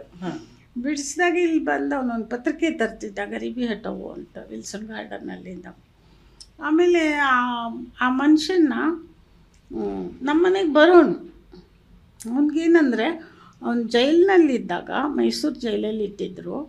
ಜೈಲಲ್ಲಿದ್ದಾಗ ಕೆಲವು ಫೋಟೋಗಳೆಲ್ಲ ತೆಗೆದಿಟ್ಕೊಂಡಿದ್ದ. ಅಂದರೆ ಫೋಟೋ ಎಲ್ಲ ತೆಗಿಯಕ್ಕೆ ಬಿಡಲ್ಲ, ಇವನು ತಾಕತ್ತಿತ್ತು, ಮಾಡ್ಕೊಂಬಂದಿದ್ದ ಎಲ್ಲ ಫೋಟೋ ಕೊಡ್ತೀನಿ, ನನಗೊಂದು ನನ್ನ ಕಥೆ ಬರೀರಿ ಅಂತ ನನಗೆ ಗಂಟು ಬಿದ್ದಿದ್ದ. ನಾನು ಬರ್ಗಿರಿಯೋದೆಲ್ಲ ಮಾಡಲಿಲ್ಲ, ಬಟ್ ಬರೋನು. ಅಕ್ಕಿ ರೊಟ್ಟಿ ಮಾಡಿಕೊಡಿ ಅಮ್ಮ, ನನಗೆ ಅನ್ನ ಕೈ ತುತ್ತು ಹಾಕಿ ಅಮ್ಮ, ಸೊಪ್ಪಿನ ಹುಳಿ ಕೈ ತುತ್ತು ಹಾಕಿ ಅಮ್ಮ, ತಿನ್ನೋನು. ನಾನು ಹಾಕ್ತಿದ್ದೆ. ಜೊತೇಲಿ ಎಷ್ಟು ಅವನ ಜೊತೆ ಓಡಾಡಿದ್ದೀನಿ. ಅವನ ಮನೆಗೆ ಊಟಕ್ಕೆ ಕರೆದಾಗ ಮಕ್ಕಳನ್ನು ಕರ್ಕೊಂಡು ಊಟಕ್ಕೆ ಹೋಗಿದ್ದೀನಿ. ನನಗೆ ಯಾವುದೋ ಇವ್ರು ಕೆಟ್ಟವರು ಅಂತ ಅನಿಸೇ ಇಲ್ಲಮ್ಮ. ಯಾರ ಬಗ್ಗೆನೂ ನನಗೆ ಕೆಟ್ಟದ್ದು ಕಾಣೋದೇ ಇಲ್ಲ. ಪ್ರಾಯಶಃ ಅದೇ ನನ್ನನ್ನು ಎಲ್ಲರಿಗೂ ಬೇಕಾದವಳಕ್ಕೆ ಮಾಡಿತ್ತು ಏನು. ಓಕೆ ಮ್ಯಾಮ್, ಆವಾಗ ನಿಮ್ಮದು ನಾನು ಇವಾಗ ವಿಮೋಚನಾ ಜೊತೆಗೆ, ಆ ಸಂಗತಿ ಜೊತೆಗೆ ನೀವು ತುಂಬ ಕ್ಲೋಸ್ಲಿ ಅಸೋಸಿಯೇಟ್ ಆಗಿದ್ರಿ. ಮತ್ತು ಈಗ ಕೂಡ ವಿಮೋಚನಾ ಆಗ್ಬೋದು ಅಥವಾ LGBT ಟ್ರಾನ್ಸ್ಜೆಂಡರ್ ಆಗ್ಬೋದು, ಈ ಥರ ಮೈನಾರಿಟಿ ಗ್ರೂಪ್ಸ್ ಜೊತೆಗೆ ನಿಮ್ಮನ್ನು ನೀವು ಗುರುತಿಸ್ಕೊಂಡಿದ್ದೀರಾ, ಅನುಕಂಪ ತೋರಿಸ್ತೀರಾ. ಬರೀ ಲಿಪ್ ಸಿಂಪತಿ ಮಾತ್ರ ಅಲ್ಲ, ಫುಲ್ ಸಪೋರ್ಟ್ ನೀವು ಮಾಡ್ತೀರಾ. ಆವತ್ತಿನ ದಿನಗಳಲ್ಲಿ ನಿಮ್ಮದು ಹೇಗಿತ್ತು ಮ್ಯಾಮ್ ಈ ಒಂದು ಮೂಮೆಂಟಲ್ಲಿ? ಈಗ 2005ರಲ್ಲೇನೋ ಪ್ರೊಹಿಬಿಷನ್ ಆ್ಯಕ್ಟ್ ಬಂತು, ಸರಿ ಹೋಯಿತು. ಅದು ಬರೋಕ್ಕೆ ಮುಂಚೆ ನೀವು ಒಬ್ಬ ಜರ್ನಲಿಸ್ಟ್ ಆಗಿ, ಒಬ್ಬ ಆ್ಯಕ್ಟಿವಿಸ್ಟ್ ಆಗಿ ಈ ಒಂದರಲ್ಲಿ ನಿಮ್ಮ ರೋಲ್ ತುಂಬ ದೊಡ್ಡದಿದೆ. ನಾನು ಅರ್ಧಂಬರ್ಧ ಕಂಡಿದ್ದೀನಿ, ನಾನಿನ್ನೂ ಅವಾಗ ತಾನು ಜರ್ನಲಿಸಮಿಗೆ ಬಂದಿದ್ದು. ಅದೇನು ನನಗೆ ಅದೊಂದು ಸ್ವಭಾವ. ಹೆಣ್ಮಕ್ಳಿಗೆ ಎಲ್ಲಿ ಅನ್ಯಾಯ ಆದರೂ ನೋಡೋಕ್ಕಾಗಲ್ಲ ನನಗೆ. ಹಾಗೆ ಯಾರೋ ಮಾಡ್ತಿದ್ದಾರೆ ಕೆಲಸ ಅಂದರೆ ಅಲ್ಲಿ ಹೋಗಿ ವಿಮೋಚನಾ ಮತ್ತು ಇನ್ನೂ ಬೇರೆ ಬೇರೆ ಸಂಸ್ಥೆಗಳಿದ್ವು. ಹೌದು. ಆಮೇಲೆ ಹೆಂಗಸರ ಹಕ್ಕಿನ ಸಂಘ. ವಿಮೋಚನೆಯಿಂದ ಬಿಟ್ಟು ಬಂದವರು ಕೆಲವು ಹುಡುಗಿಯರಿದ್ದರು, ಅವರು ಎಲ್ಲರ ಜೊತೆ. ಆಮೇಲೆ ಈ ದಲಿತ್ ಮೂಮೆಂಟಲ್ಲಿ ನನಗೆ ಭಾಳ ಆಸಕ್ತಿ ಇತ್ತು, ಅವ್ರ ಜೊತೆನೂ ಕೆಲಸ ಮಾಡ್ತಿದ್ದೆ. ನಮ್ಮ ಕೆ ರಾಮಯ್ಯ ಇರ್ಬೋದು, ಲಕ್ಷ್ಮೀಪತಿ ಇರ್ಬೋದು, ಈ ಥರದ ಸುಮಾರು ಜನ, ಇಂದೂಧರ ಹೊನ್ನಾಪುರ. ನನಗೆ ಅವ್ರ ಋಣನೂ ನನ್ನ ಮೇಲಿದೆ. ನಾನು ಯಾಕೆ ಮಾತು ಹೇಳ್ತೀನಿ, ನಾನು ಕೆಲಸ ಬಿಟ್ಟುಬಿಟ್ಟೆ. ಮಣಿಪಾಲದ ಇದನ್ನು ನಾನು ರಾಜೀನಾಮೆ ಕೊಟ್ಟು ವಾಲಂಟ್ರಿ ರಿಟೈರ್ಮೆಂಟ್ ತೊಗೊಂಡೆ. ಅವಾಗೆಲ್ಲ ಇವಾಗ ನನಗೆ ಯಾರು ಬೇಕಾದ್ರೂ ಬರ್ಬೋದು ಹೋಗ್ಬೋದಿರಲಿಲ್ಲ, ನಿಮಗೆ ಗೊತ್ತಿದೆಯೋ. ಆವಾಗ ಪತ್ರಿಕೆಯಲ್ಲಿ ಕೆಲಸ ಮಾಡ್ತಾರೆ ಅಂದರೆ ಅದೊಂಥರ ಪರ್ಮನೆಂಟ್ ಜಾಬ್ ಆಗಿತ್ತು. ನಾವು ಅವ್ರು ನಮ್ಮನ್ನು ತೆಗಿಯೋಕ್ಕಾಗ್ತಿರ್ಲಿಲ್ಲ. ನಾನೇ ವಾಲಂಟರಿ ರಿಟೈರ್ಮೆಂಟ್ ತೊಗೊಂಡೆ. ಅದಕ್ಕೆ ಅಲ್ಲೇನೋ ಕೆಲವು ಹೆರಾಸ್ಮೆಂಟ್ ಇತ್ತು ನನಗೆ, ಅದ ಕಾರಣಕ್ಕೆ ಹೊರಗಡೆ ಬಂದೆ. ನಾನು ಉದಯವಾಣಿ ರಾಜೀನಾಮೆ ಕೊಟ್ಟು ಹೊರಗಡೆ ಬಂದ ತಕ್ಷಣ ವಾಲಂಟ್ರಿ ರಿಟೈರ್ಮೆಂಟ್ ತೊಗೊಂಡೆ. ಅಲ್ಲಿಂದ ಬಂದ ತಕ್ಷಣ ನಾನು ಖಾಲಿ ಇದ್ದೆ. ಮತ್ತೆ ಇದು ಮಾಡಿದ್ದು ನಮ್ಮ ಅರಗಿಣಿ ಪತ್ರಿಕೆಯವರು ವೆಂಕಟೇಶ್ ಅವರು ತುಂಬಾ ಒತ್ತಾಯ ಮಾಡಿ, ನೀವು ಅರಗಿಣಿ ಪತ್ರಿಕೆ ಸಿನಿಮಾ ಪತ್ರಿಕೆ ಇತ್ತಲ್ಲ, ಅದಕ್ಕೆ ಗೌರವ ಸಂಪಾದಕಿಯಾಗಿ ಬರಬೇಕು ಅಂದ್ರು. ಸೊ ಅಲ್ಲಿ ಗೌರವ ಸಂಪಾದಕಿ ಹಾಕಿದ್ದೆ. ಅಲ್ಲಿ ನಾನು ಅದ್ರಲ್ಲಿ ಕೆಲಸ ಮಾಡುವಾಗ್ಲೇ ಅವರ ಈ ಸಂಜೆ ಶುರು ಆಯ್ತು. ನಾನು ಮತ್ತೆ ಅವ್ರ ತಾಯಿನೇ ಅದನ್ನ ರಿಲೀಸ್ ಮಾಡಿದ್ದು ಕೂಡ. ಆ ಪತ್ರಿಕೆಯಲ್ಲಿ ಬಹಳ ವರ್ಷ ಇದ್ದೆ, ಬಹಳ ದಿವಸ ಇದ್ದೆ. ನಾನು ಯಾವ್ದೋ ಒಂದ್ ಕಹಿ ಪ್ರಸಂಗದ ಕಾರಣಕ್ಕೆ ನಾನು ಅಲ್ಲಿ ಬಿಟ್ಟು ಹೊರಗೆ ಬರ್ಬೇಕಾಯ್ತು. ಪಾಪ ಅದಕ್ಕೆ ವೆಂಕಟೇಶ್ ಕಾರಣ ಅಲ್ಲ. ವಿಜಯ ಅವರು ಸಾಹಿತ್ಯ ಸಾಂಸ್ಕೃತಿಕ ಕ್ಷೇತ್ರದಲ್ಲಿ ಸಾಕಷ್ಟು ಕೆಲಸ ಮಾಡಿದ್ದಾರೆ. ಈ ಸಂಕುಲ ಪತ್ರಿಕೆ ಅವರ ಸಂಪಾದಕತ್ವದಲ್ಲೇ ಪ್ರಕಟ ಆಗಿದೆ. ಇವತ್ತಿಗೂ ಕೂಡ ಸಾಂಸ್ಕೃತಿಕ ಸಾಹಿತ್ಯ ಕ್ಷೇತ್ರದಲ್ಲಿ ದೊಡ್ಡ ಹೆಸರು ಮಾಡಿರುವಂತ ಪತ್ರಿಕೆ ಸಂಕುಲ. ಅಲ್ಲಿಂದ ಹೊರಗಡೆ ಬಂದ್ಬಿಟ್ಟೆ. ಆಮೇಲೆ ಸುಬ್ರಾಯರು, VN ಸುಬ್ರಾಯರು ಮೊದಲಿಂದ ಅವ್ರು ಏನ್ ಮಾಡಿದ್ರು ನನ್ನ ಜೊತೆಲಿ ಇಟ್ಕೊಳ್ಳೋರು. ಅವ್ರಿಗೊಬ್ರು ಯಾರೋ ಪ್ರೊಡ್ಯೂಸರು ಬಂದು, ನಾವು ಪತ್ರಿಕೆ, ಒಂದು ಇಂಗ್ಲಿಷ್ ಪತ್ರಿಕೆ, ಒಂದು ಕನ್ನಡ ಪತ್ರಿಕೆ ಮಾಡೋಣ ಅಂದ್ರು. ಹಾಗಂದಾಗ ನನ್ನನ್ನು ತಗೊಂಡ್ರು. ಕನ್ನಡ ಪತ್ರಿಕೆ ಸಿನಿಮಾ ಪತ್ರಿಕೆ ಆಗಿತ್ತು. ಅದಕ್ಕೆ ನಕ್ಷತ್ರ ಲೋಕ ಅಂತ ಹೆಸರಿಟ್ರು. ಸೊ ಆ ನಕ್ಷತ್ರ ಲೋಕಕ್ಕೆ ನನ್ನನ್ನು ಸಂಪಾದಕಿಯಾಗಿ ಮಾಡಿದ್ರು. ನಾನು ಸುಬ್ರಾಯರನ್ನ ಗೌರವ ಸಂಪಾದಕರಾಗಿ ತಗೊಂಡು ಅದಕ್ಕೆ ಸುಮಾರು ಅದು ಇರುವಷ್ಟು ದಿವಸನೂ ಕೆಲಸ ಮಾಡಿದೆ. ಆಮೇಲೆ ಅಂದ್ರೆ ಮ್ಯಾಮ್, ನೀವು ಸಂಧ್ಯಾ ಪೈ ಅವ್ರು ಬಂದ ಮೇಲೆ ಇದ್ರ ಅದಕ್ಕೂ ಮುಂಚೆ? ಸಂಧ್ಯಾ ಪೈ ನಾನು ಬಂದ ಮೇಲೆ ಬಂತು. ಸೊ ಅದು ಯಾರೋ ತಗೊಂಡೋಗಿ ಏನೋ ಚುಚ್ಚೋರೋ ಏನಾಗೋದು ಗೊತ್ತಿಲ್ಲ, ನನ್ನ ಮೇಲೆ ಸ್ವಲ್ಪ ಇದಾಗೋಕೆ ಶುರುವಾಯಿತು. ಒಂದು ಇಂಟರ್ನ್ಯಾಷನಲ್ ಫಿಲಮ್ ಫೆಸ್ಟಿವಲ್ಗಳಿಗೆ ಹೋಗೋಕೆ ಶುರು ಮಾಡಿದ್ದು ನಾನೇ. ಯಾರೂ ಹೋಗ್ತಿರ್ಲಿಲ್ಲ ಇಲ್ಲಿ. ಅಂದರೆ ಹೆಚ್ಚು ಕಡಿಮೆ ಫಸ್ಟ್ ರೆಪ್ರೆಸೆಂಟೇಟಿವ್ ಫ್ರಮ್ ಕನ್ನಡ? ಹೌದು, ನಾನೇ ಹೋಗ್ತಾ ಇದ್ದಿದ್ದು. ಆಮೇಲೆ ಪ್ರಜಾವಾಣಿಯವ್ರು ಕಳ್ಸೋಕ್ಕೆ ಶುರು ಮಾಡಿದರು. ಹಾಗೆ ಒಂದೊಂದು ಪತ್ರಿಕೆಯವರು. ಆಮೇಲೆ ಕೆಲವರು ನಮ್ಮ ಹುಡುಗರುಗಳು ಸುಬ್ರಹ್ಮಣ್ಯ ಈ ಥರದವರೆಲ್ಲ ಕಷ್ಟಪಟ್ಟು ತೊಗೊಂಬರೋರು. ಅಕ್ರೆಡಿಷನ್ನೇ ಸಿಗ್ತಿರ್ಲಿಲ್ಲ. ಅಲ್ಲಿ ಸಿಗಲ್ಲ, ಪತ್ರಕರ್ತರಿಗೆ ಅಕ್ರೆಡಿಷನ್ ಸುಲಭವಾಗಿ ಸಿಗಲ್ಲ. ನಾವು ಬರೆದಿರೋ ಲೇಖನಗಳು ತೋರಿಸ್ಬೇಕು, ಪ್ರೂವ್ ಮಾಡ್ಕೋಬೇಕು, ಅದೆಲ್ಲ ಇತ್ತು. ಇವಾಗೆಲ್ಲ ಸುಲಭವಾಗಿ ಹೋಗಿದೆ. ಅವಾಗ ಜೊತೆಗೆ ಹೌದು, ಡಿಜಿಟಲ್ ಇಲ್ಲ, ಆನ್ಲೈನ್ ಇಲ್ಲ, ಎಲ್ಲ ಪೋಸ್ಟಲ್ಲೇ ಕಷ್ಟ ಆಗೋದು ಎಲ್ಲ ಮಾಡ್ತಾ ಇದ್ದೆ ನಾನು. ಮಾಡಿಬಿಟ್ಟು ಹೋಗಿ ನನಗೊಂದು ಖುಷಿ ಫೆಸ್ಟಿವಲ್ಗೆ ಹೋಗೋದು ಅಂದರೆ. ಜೊತೆಗೆ ಇದೇ ಟೈಮ್ನಲ್ಲೇ ಒಂದು ನಮ್ಮ ಕನ್ನಡ ಸಿನಿಮಾ ಹೊಸ ಅಲೆ, ಹಾಗಾಗಿ ನಿಮ್ದು ಕಾರ್ನಾಡು, ಕಾರಂತು, ಹೌದು, ಗಿರೀಶ್ ಕಾಸರವಳ್ಳಿ. ಇವತ್ತಿಗೂ ನೀವು ಗಿರೀಶ್ ಕಾಸರವಳ್ಳಿಗೆ ಒಳ್ಳೆ ಫ್ರೆಂಡು. ಇವತ್ತಿಗೂ ಹೌದು. ಅವ್ರು ಏನೇ ಮಾಡಲಿ, ಯಾವುದೇ ಸಿನಿಮಾ ಮಾಡಲಿ, ಏನೇ ಶಾರ್ಟ್ ಫಿಲ್ಮ್ ಮಾಡಿದ್ರು ನನಗೆ ತೋರಿಸ್ದೆ ಸ್ಕ್ರಿಪ್ಟು ಅವ್ರು ಮಾಡಲ್ಲ. ನಾನು ನೋಡಿ ಹೇಳ್ಬೇಕು ಅವ್ರಿಗೆ. ಅಂದರೆ ನಾನೇನೋ ಗುರು ಅಂತಲ್ಲ, ಅವ್ರಿಗೇನೋ ಒಂದು ಕಾನ್ಫಿಡೆನ್ಸು, ಇವರು ಏನಾದ್ರು ಹೇಳಿದರೆ ಕರೆಕ್ಟಾಗಿ ಹೇಳ್ತಾರೆ ಅಂತ. ನಾನು ಅವ್ರ ತಿಳುವಳಿಕೆ ಮುಂದೆ ನಾನೇನು, ಆದರೆ ಅವ್ರಿಗೆ ಆ ಥರದ ನಂಬಿಕೆ ಇದೆ. ನನಗೆ ಹೇಳ್ದೆ ಎಲ್ಲೂ ಇದೇ ಮಾಡಲ್ಲ. ಮತ್ತು ಅವರು ಎಲ್ಲಾದರೂ ಸಿನಿಮಾ ಮಾಡಲಿ. ಇವಾಗ ನನಗೆ ಪ್ರೊಡ್ಯೂಸರ್ಸು ಶೂಟಿಂಗ್ ಜಾಗಕ್ಕೆಲ್ಲ ಕರ್ಕೊಂಡು ಹೋಗ್ತಿರ್ಲಿಲ್ಲ, ನಾವೇ ಹೋಗ್ತಿದ್ವಿ. ನಮ್ಮ ದಿನಗಳಲ್ಲಿ ನಾವೇ ಹೋಗಬೇಕು. ನಂದು ಒಂದು ಕಾಲಮ್ ಇತ್ತು ರೂಪತಾರದಲ್ಲಿ. ಆ ಕಾಲಮ್ ಬರಿಬೇಕಾದ್ರೆ ನಾನು ಹಂಗೆ ಸೆಟ್ಟಿಗೆ ಹೋಗಲೇಬೇಕಾಗಿತ್ತು. ಅದಕ್ಕೆ ನಾನೇ ಹೋಗ್ತಿದ್ದೆ. ಎಷ್ಟೋ ಸಲ ನಾನೇ ಕಾರೋ ಟ್ಯಾಕ್ಸಿನೋ ಮಾಡಿಕೊಂಡು ಕಾಸರವಳ್ಳಿ ಯಾವ್ಯಾವುದೋ ಹಳ್ಳಿಲಿ ಮಾಡೋರೆಲ್ಲ ಅಲ್ಲಿಗೂ ಹೋಗ್ತಾ ಇದ್ದೆ ನಾನು. ಯಾರೋ ಕೆಲವರು ಕರ್ಕೊಂಡು ಹೋಗೋರು ಇದ್ದರು. ನಮ್ಮ ಗೋಪಾಲ್ ಲಕ್ಷ್ಮಣ್ ಅಂತಿದ್ರು. ಆ ಥರ ಕೆಲವು ದೊಡ್ಡ ದೊಡ್ಡ ಪ್ರೊಡ್ಯೂಸರ್ಸು ಒಂದೊಂದು ಸಲ ಕರ್ಕೊಂಡು ಹೋಗೋವಾಗ ವ್ಯಾನ್ಗಳು, ಟೆಂಪೋ ಟ್ರಾವೆಲರ್ಗಳು ಮಾಡಿ ಕರ್ಕೊಂಡು ಹೋಗೋರು. ಭಾಳ ಅಪರೂಪ ಅದು. ಮೇಡಮ್, ನೀವು ಫಿಲಮ್ ಫೆಸ್ಟಿವಲ್ ಬಗ್ಗೆ ಹೇಳ್ತಾ ಇರಿ, ನಾನು ಡಿಸ್ಟರ್ಬ್ ಮಾಡಿದೆ. ಫಿಲ್ಮ್ ಫೆಸ್ಟಿವಲ್ನಲ್ಲಿ ತುಂಬ ಒಂಥರ ಯಾರೂ ಬರ್ತಿರ್ಲಿಲ್ಲ. ಇವರು ಆಮೇಲೆ ಪ್ರಜಾವಾಣಿ ಕಳ್ಸೋಕ್ಕೆ ಶುರು ಮಾಡ್ತು, ಇದು ಮಾಡ್ತು. ಬಟ್ ಆ ಫಿಲಮ್ ಫೆಸ್ಟಿವಲ್ನ ರೈಟಪ್ಗಳು ಇಲ್ಲಿಯವ್ರಿಗೆ ಬೇಕಾಗೇ ಇಲ್ಲ. ನಮಗೆ ಬರಿಬೇಕು ಅನಿಸೋದು, ಇಲ್ಲಿಯವ್ರಿಗೆ ಬೇಕಾಗಿಲ್ಲ. ಯಾವ ರೀಡರ್ಸ್ ಇಲ್ಲ ಅದಕ್ಕೆ. ಅಂದರೆ ಮ್ಯಾಮ್, ಆವಾಗ ಇದು ಫಾರಿನ್ ಫಿಲ್ಮ್ಸ್ ಬಗ್ಗೆ ನಾಲೆಡ್ಜು ನಮ್ಮಲ್ಲೂ ಇರಲಿಲ್ಲ. ಹಾಗಾಗಿ ನೀವು ಬರ್ದಿದ್ದನ್ನು ನೋಡಿ ಅರ್ಥ ಮಾಡ್ಕೊಳ್ಳೋದಕ್ಕೆ ಓದುಗರು ಇರ್ತಾ ಇರಲಿಲ್ಲ ಅಂತ ನಾವು ಹೇಳೋಕ್ಕಾಗುತ್ತೆ. ಹೌದು, ಓದೋರಿಲ್ಲ, ಈಗಲೂ ಇಲ್ಲ. ಈಗಲೂ ನೋಡಿ ಫೆಸ್ಟಿವಲ್ ವಿವರಗಳೇನು ಬರಲ್ಲ, ಭಾಳ ಅಪರೂಪ. ಬರೀ ಬೇರೆ ನ್ಯೂಸ್ ಐಟಮ್ ಥರ ಇನಾಗ್ರೇಷನ್ ಆಯಿತು ಆ ಥರದ್ದು ಬರ್ತೀಯ ಹೊರತು ಸಿನಿಮಾದ ವಿಶ್ಲೇಷಣೆ ಎಲ್ಲಿ ಬರೋದೆ. ಇದೇ ಟೈಮ್ನಲ್ಲಿ ಹಾಗಿದ್ರೆ ಸುಚಿತ್ರಾ ಫಿಲಮ್ ಸೊಸೈಟಿ ಶುರು ಮಾಡಿದ್ದ ನೀವು? ಇಲ್ಲ, ನಾನು ಮಾಡಿದ್ದಲ್ಲ, ಅದು ನರಹರಿ ರಾಯರು, ಸುಬ್ರಾಯರು ಆ ಗ್ರೂಪಲ್ಲಿ ನೀವು ಇದ್ರಿ ತಾನೆ? ನಾನು ಆಮೇಲೆ ಬಂದೆ. ಅವ್ರು ಮೊದಲು ಮಾಡಿದ್ರು, ಆಮೇಲೆ ನಾನು ಬಂದೆ. ಅದಕ್ಕೆ ಮುಂಚೆ ನಾವು ವೀಕ್ಷಕ ಅಪ್ರಿಸಿಯೇಷನ್ ಅಂತಂದಿತ್ತು, ಅದಕ್ಕೆ ಹೋಗ್ತಾಯಿದ್ದೆ, ವೀಕ್ಷಕ ಫಿಲಮ್ ಸೊಸೈಟಿ ಅಂತ. ಅದಕ್ಕೂ ಮುಂಚೆ ಶಂಕರಪ್ಪ KM ಶಂಕರಪ್ಪ ಅವರು ಒಂದು ಮಾಡಿದರು. ಅವರು ಡೈರೆಕ್ಟರು, ಸಿನಿಮಾ ಪ್ರೊಡ್ಯೂಸರ್. ಅವರು ಮಾಡಿದರು ಒಂದು ಫಿಲಮ್ ಸೊಸೈಟಿ, ಅದಕ್ಕೆ ಹೋಗ್ತೀವಿ. ಅದಕ್ಕಾದರೆ ನಾನು ಮಹಾದೇವ ಬರೋರು ಮೈಸೂರಿಂದ, ಅಲ್ಲಿಂದ ಕಾಗದಬರಿಯವರು. ನಾನು ಇಂಥ ದಿವಸ ಬರ್ತಿದ್ದೀನಿ, ಅಲ್ಲಿಂದ ನನ್ನನ್ನು ಬಾಲ್ಭವನಲ್ಲಿ ಆಗೋದು. ಅವಾಗ ಬಾಲ್ಭವನಿಗೆ ಕರ್ಕೊಂಡು ಹೋಗೋದು ನಿಮ್ಮ ಕೆಲಸ ಅಂತ. ಹಾಗೆ ಮಹಾದೇವ ನಾನು ಬೆಂಗಳೂರು ತಿರುಗ್ದಂಗೆ ಇನ್ಯಾರೂ ತಿರುಗಿರಲ್ಲ, ಅಷ್ಟು ತಿರುಗ್ತಾ ಇದ್ದೆ.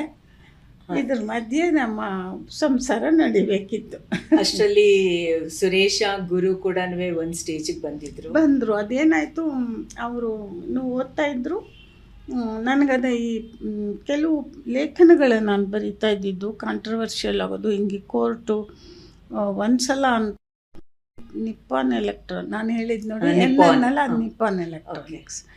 ಇನ್ನೊಂದು ಈ ಹೆಗ್ಡೆ ಗೋಲೆ ಹೇಳಿದ್ರಲ್ಲ, ರಶ್ಮಿ ಹೆಗ್ಡೆ, ಇವಾಗ ಹೀಗೆ. ಅದು ಮೊದಲು ವಾಚ್ ಫ್ಯಾಕ್ಟ್ರಿ ಅಲ್ವಾ, ವಾಚ್ ಮಾಡ್ತಿದ್ದ ಫ್ಯಾಕ್ಟ್ರಿಯಲ್ಲಿ ಕೆಲವು ಏನೇನೋ ನಡೆದು ಹೋಗಿತ್ತು. ಸಾವಿನ ತರಹ ಅದು ನನಗೆ ಗೊತ್ತಾಗಿತ್ತು. ನಾನು ಅದನ್ನೆಲ್ಲ ಬರೆದ್ಬಿಟ್ಟೆ ನನ್ನ ಕಾಲಮಲ್ಲಿ. ಬರೆದು ಇಂಥದ್ದೆಲ್ಲ, ಅದೇ ತುಷಾರದ ಕಾಲಮಲ್ಲಿ ಈ ಥರ ಎಲ್ಲ ಅನ್ಯಾಯಗಳಾಗ್ತಾಯಿದೆ. ಇನ್ನು ಸಾರಿ ಮ್ಯಾಮ್, ತುಷಾರ ಹೇಳಿ ಕೇಳಿ ನಮಗೆಲ್ಲ ತಿಳಿದಿರೋ ಹಾಗೆ ಒಂದು ಸಾಹಿತ್ಯ ಪತ್ರಿಕೆ, ತಿಂಗಳ ಪತ್ರಿಕೆ, ಅದರಲ್ಲಿ ಈ ಥರ ಕೂಡ ಹ್ಯೂಮನ್ ಇಂಟ್ರೆಸ್ಟ್ ಸ್ಟೋರೀಸ್ ಬರಿತಾ ಇದ್ದೆ. ನಾನು ಎಲ್ಲಿ ಬರೆದ್ರು ಇದನ್ನೇ ಬರೆಯೋದು ನಾನು. ಓಕೆ. ಸೊ ಅದು ಬರೆದು ಏನಾಯಿತು, ಅವರು ಕೋರ್ಟು ಕಚೇರಿಗೆಲ್ಲ ಹೋದರು. ಈಗೆಲ್ಲ ಇಂಥದ್ದೆಲ್ಲ ನಡೆದಾಗ ಒಂದು ಸ್ವಲ್ಪ ಅನ್ನಿಸ್ತು ನನಗೆ ಆಫೀಸಲ್ಲಿ. ನಾಳೆ ಆಮೇಲೆ ನಾನು ಈ ಎಮರ್ಜೆನ್ಸಿ ಟೈಮ್ನಲ್ಲಿ ತುಂಬ ಮೂಮೆಂಟಲ್ಲಿದ್ದೆ. ನೀವು ಹೇಳಿದ್ರಲ್ಲ, ತುಂಬ ಚಳವಳಿಗಳಲ್ಲಿ ಭಾಗವಹಿಸ್ತಿದ್ದೆ. ಅಂಡರ್ಗ್ರೌಂಡಲ್ಲಿರೋರಿಗೆಲ್ಲ ಮಾಹಿತಿ ಕೊಡ್ತಿದ್ದೆ. ಅಷ್ಟೊತ್ತಿಗೆ ನಾವು ಬೀದಿ ನಾಟಕ ಶುರು ಮಾಡ್ಕೊತಿದ್ವಿ. ನನಗೆ ಇನ್ನೇನು ಕೇಳೋಳಿದ್ದೆ, ರಂಗಭೂಮಿಗೆ ಯಾವಾಗ ಬಂದ್ರಿ, ಬೀದಿ ನಾಟಕ ಹೆಂಗೆ ಶುರು ಮಾಡಿದ್ರಿ? ನಾಟಕ ಹೆಗ್ಗಳಿಕೆ ಅಂತ ಹೇಳ್ತಿಲ್ಲ, ಅದು ಶುರು ಮಾಡಿದ್ದೆ ನಾನು ಬೆಂಗಳೂರಿನಲ್ಲಿ. ಹೌದು, ನಮ್ಮ ರಂಗಭೂಮಿ ಬೀದಿ ನಾಟಕ ಹಿಸ್ಟ್ರಿನಲ್ಲೇ ಮೊದಲನೇ ನಾಟಕ ಬರೆದಿದ್ದು ನಾನೇ, ಬೀದಿ ನಾಟಕ. ಸೊ ಇದು ಮಾಡ್ತಾ ಇದ್ವಲ್ಲ, ಅವಾಗ ನನ್ನ ಕೆಲಸ ಹೋಗಿಬಿಡುತ್ತೆ ಅಂತ ಒಂದು ಸಣ್ಣ ಅನುಮಾನ ಶುರುವಾಗಿಬಿಡ್ತು. ಮಣಿಪಾಲದ ಕೆಲಸ ಎಮರ್ಜೆನ್ಸಿ ಟೈಮ್ನಲ್ಲಿ. ಹಾಂ, ತುಂಬಾ ಮಾಡ್ತಾ ಇದ್ದೆ. ಅದೇ 76 ಅಲ್ವಾ ಎಮರ್ಜೆನ್ಸಿ. ನಾನು 76 ತಕ್ಷಣ ಆವಾಗ ಇಂಟರ್ನ್ಯಾಷನಲ್ ವಿಮೆನ್ಸ್ ಇಯರ್ ಅನೌನ್ಸ್ ಆಯಿತು. ಹೌದು, ಇಂಟರ್ನ್ಯಾಷನಲ್ ವಿಮೆನ್ಸ್ ಇಯರ್. ಆವಾಗ ಅದೆಲ್ಲ ಅನುಕೂಲ ಪಡ್ಕೊಂಡು, ಅಂದರೆ ವಿಮೆನ್ಸ್ ಇಯರ್ ಅನುಕೂಲ ಪಡ್ಕೊಂಡು ಬ್ಯಾಂಕಲ್ಲಿ ಲೋನ್ ತೊಗೊಂಡು ಕೆನರಾ ಬ್ಯಾಂಕಲ್ಲಿ ಇಲ್ಲ ಮುದ್ರಣ ಪ್ರಾರಂಭ ಮಾಡಿದೆ. ಅಂದರೆ ನನ್ನ ಕೆಲಸ ಹೋದರೂ ನನಗೆ ಬದುಕಕ್ಕೆ ಒಂದು ಜಾಗ ಬೇಕು ಮಾಡಿದ್ದೆ. ಅದು ಮಾಡಿದೆ, ಸಕ್ಸಸ್ ಆಯಿತು ನನಗೆ. ನಾನು ಆ ಕೆಲಸನ ಮಗ ನೋಡಿಕೊಂಡ. ಗುರು ಪೂರ್ತಿ ಜವಾಬ್ದಾರಿ. ಈವ್ನಿಂಗ್ ಕಾಲೇಜಿಗೆ ಹೋಗೋಕ್ಕೆ ಶುರು ಮಾಡಿ, ಈವ್ನಿಂಗ್ ಕಾಲೇಜಲ್ಲಿ BA ಮಾಡಿಕೊಂಡ. ಮುಂದೆ ಓದಲಿಲ್ಲ, ಹಂಗೆ ಮಾಡಿಕೊಂಡ. ಸುರೇಶ ಎಷ್ಟು ಬೇಗ ಸಾಧ್ಯವೋ ಅಷ್ಟು ಬೇಗ ಕೆಲಸ ಮಾಡಬೇಕು, ಅಮ್ಮಂಗೆ ಹೆಲ್ಪ್ ಮಾಡಬೇಕು ಅಂತ ಎಂಜಿನಿಯರಿಂಗ್ ಹೋಗಬೇಕು ಅಂತಿದ್ದವನು ಡಿಪ್ಲೊಮೊ ಮಾಡಿಕೊಂಡ ಸೆರಾಮಿಕ್ ಟೆಕ್ನಾಲಜಿಯಲ್ಲಿ. ಆಮೇಲೆ ಏನೇನೋ ಓದ್ಕೊಂಡೆ ನಾನು ಪ್ರೈವೇಟಾಗಿ. ಬಟ್ ಮಾಡಿದ್ದು ಅವಾಗ, ಅದು ಮಾಡಿದ ತಕ್ಷಣ ಕೆಲಸಕ್ಕೆ ಸೇರಿಕೊಂಡ. ರೆಗ್ಯುಲರ್ ಜಾಬ್ಗೆ ಸುರೇಶ ಸೇರಿ BHEL ಚೀಫ್ ಇದು ಗೊತ್ತೇ ಇಲ್ಲ. BHEL ಸುರೇಶ್ BHEL ತುಂಬ ಒಂಥರ ಹುಡುಗರು ಭಾಳ ಬೇಗ ನನ್ನ ಕೈ ಹಿಡಿದ್ರಮ್ಮ. ಇಲ್ದಿದ್ರೆ ಒಂಟಿಯಾಗಿ ಅಷ್ಟು ಕಾಲ ಅಷ್ಟೆಲ್ಲ ಮಾಡೋಕ್ಕಾಗ್ತಿರ್ಲಿಲ್ಲ. ಆಮೇಲೆ ನಿಮಗೆ ಪ್ರೆಸ್ ಶುರು ಮಾಡಿದಾಗಲೂ ತೊಂದರೆ ಆಗಲಿಲ್ಲ ಅನ್ಸುತ್ತೆ, ಬಿಕಾಸ್ ಅವತ್ತಿಂದ ಇವತ್ತಿನವರೆಗೂ ಎಲ್ಲ ಲೇಖಕರು ನಿಮ್ಮ ಜೊತೆನಲ್ಲೇ ಇರೋದ್ರಿಂದ. ಇಳಾನಲ್ಲಿ ನನ್ನ ಪುಸ್ತಕ ಪಬ್ಲಿಷ್ ಆಯಿತು ಅಂತಂದರೆ ಹೆಮ್ಮೆ ವಿಷಯ. ನನ್ನ ಪುಸ್ತಕ ಕೂಡ ನೀವು ಪಬ್ಲಿಷ್ ಮಾಡಿದ್ದೀರಾ, ನನಗೆ ತುಂಬಾ ಖುಷಿ ಆಗುತ್ತೆ. ಗಿರಿಸ್ನೇಹ, ನೀವು ಬೀದಿ ನಾಟಕದ ಬಗ್ಗೆ ಡೀಟೇಲ್ಸ್ ಹೇಳ್ತಾ ಇದ್ರಿ. ಬೀದಿ ನಾಟಕ ಏನಾಯಿತು ಅಂದರೆ, ಯಾವುದೋ ಒಂದು ಸಭೆಯಲ್ಲಿ BV ಕಾರಂತರು, ಅದು ಸಭೆ ಯಾವುದೋ ಅಲ್ಲ, ಅದು 4 ತಂತಿಗೆ ಜ್ಞಾನಪೀಠ ಬಂತಲ್ಲ, ಅದಕ್ಕೆ ಸಂಬಂಧಪಟ್ಟ ಸಭೆ ಒಂದು ಇದರಲ್ಲಿ NR ಕಾಲೋನಿ ರಾಮ ಮಂದಿರದಲ್ಲಿ ಆಯಿತು. ಸಭೆಯಲ್ಲಿ BV ಕಾರಂತರು ಮಾತಾಡಿದ್ರು, ಸುಮತೀಂದ್ರ ಅಡಿಗೆ ಮಾತಾಡಿದ್ರು, ಅಡಿಗರ ಅಧ್ಯಕ್ಷತೆ. ಸುಮತೀಂದ್ರ BV ಕಾರಂತರು ಮಾತಾಡ್ತಾ ಅವ್ರು ಏನೇ ಮಾತಾಡಿದ್ರು ನಾಟಕಕ್ಕೆ ಬರ್ತಾ ಇದ್ರಲ್ವ, ಹಂಗೆ ಬರ್ತಾ ಹೇಳಿದ್ರು, ಇವತ್ತು ನೋಡಿ ಕಲಾಕ್ಷೇತ್ರ ಮೆಟ್ಲುಗಳು, ಗಾಜು, ಇದಕ್ಕೆಲ್ಲ ಯಾರೋ ಕಾಮನ್ ಮ್ಯಾನ್ ಬರೋದೇ ಇಲ್ಲ, ಬಂದಿದ್ದೇ ಜನ ಬರ್ತಿರ್ತಾರೆ, ಇಲ್ಲಿಗೊಬ್ಬ ಕಳೆಕಾಯಿ ಮಾರೋನು ಬರೋಕ್ಕಾಗುತ್ತಾ ಅಂತ ಕ್ವಶನ್ ಮಾಡಿದ್ರು ಅಂತ ಹೇಳಿದರು. ಅನ್ಸ್ತಾರೆ ಕಳೆಕಾಯಿ ಮಾರನೋ ನಾವೇನು ಮಾಡ್ತಿದ್ವಿ, ಕಳೆಕಾಯಿ ಮಾರೋ ಅನ್ನೋ ವಿಷಯನ ಈ ಸ್ಟೇಜಲ್ಲಿ ಮಾಡಿ ತಿಳಿದವ್ರಿಗೆ ಹೇಳ್ತಾ ಇರ್ತೀವಿ ಅಂದರು.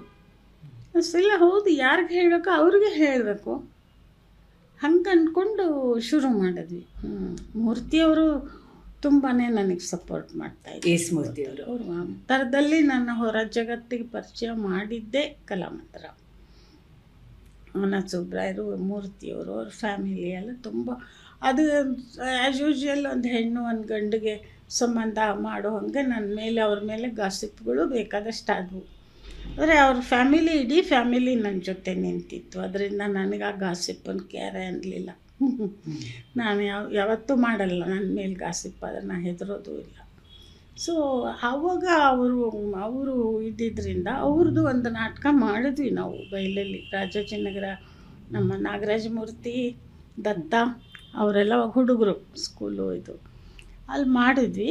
ಆಮೇಲೆ ಅನ್ನಿಸ್ತು ನಾವು ಬೀದಿ ನಾಟಕ ಹೀಗಲ್ಲ ಅಂತ ಯಾಕೋ ಅನ್ನಿಸ್ತು. ಅಷ್ಟೊತ್ತಿಗೆ ಸಪ್ತರಶ್ಮಿ ಮಾಡ್ತಿದ್ರಂತೆ, ಆದರೆ ನನಗೆ ಗೊತ್ತಿರಲಿಲ್ಲ.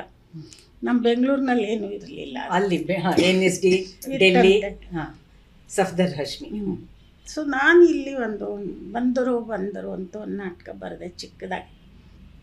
ಅದೇನು ಅಂದರೆ, ಆವಾಗ ಕೆಂಗಲ್ ಹನುಮಂತಯ್ಯನವರು ಹನುಮಂತ ನಗರದಲ್ಲಿ ಮೇಲ್ಗಡೆ ಗುಡ್ಡದ ದೇವಸ್ಥಾನ ಇದೆ ನೋಡಿ, ರಾಮಾಂಜನೇಯನ ಕೊಂಡಿರೋದೊಂದು, ಅದನ್ನು ಮಾಡೋದಕ್ಕೆ ರಸ್ತೆಯಲ್ಲಿ ದುಡ್ಡು ಎತ್ತಕ್ಕೆ ಬರೋರು ಗುಂಡಿ ಹಿಡ್ಕೊಂಡು.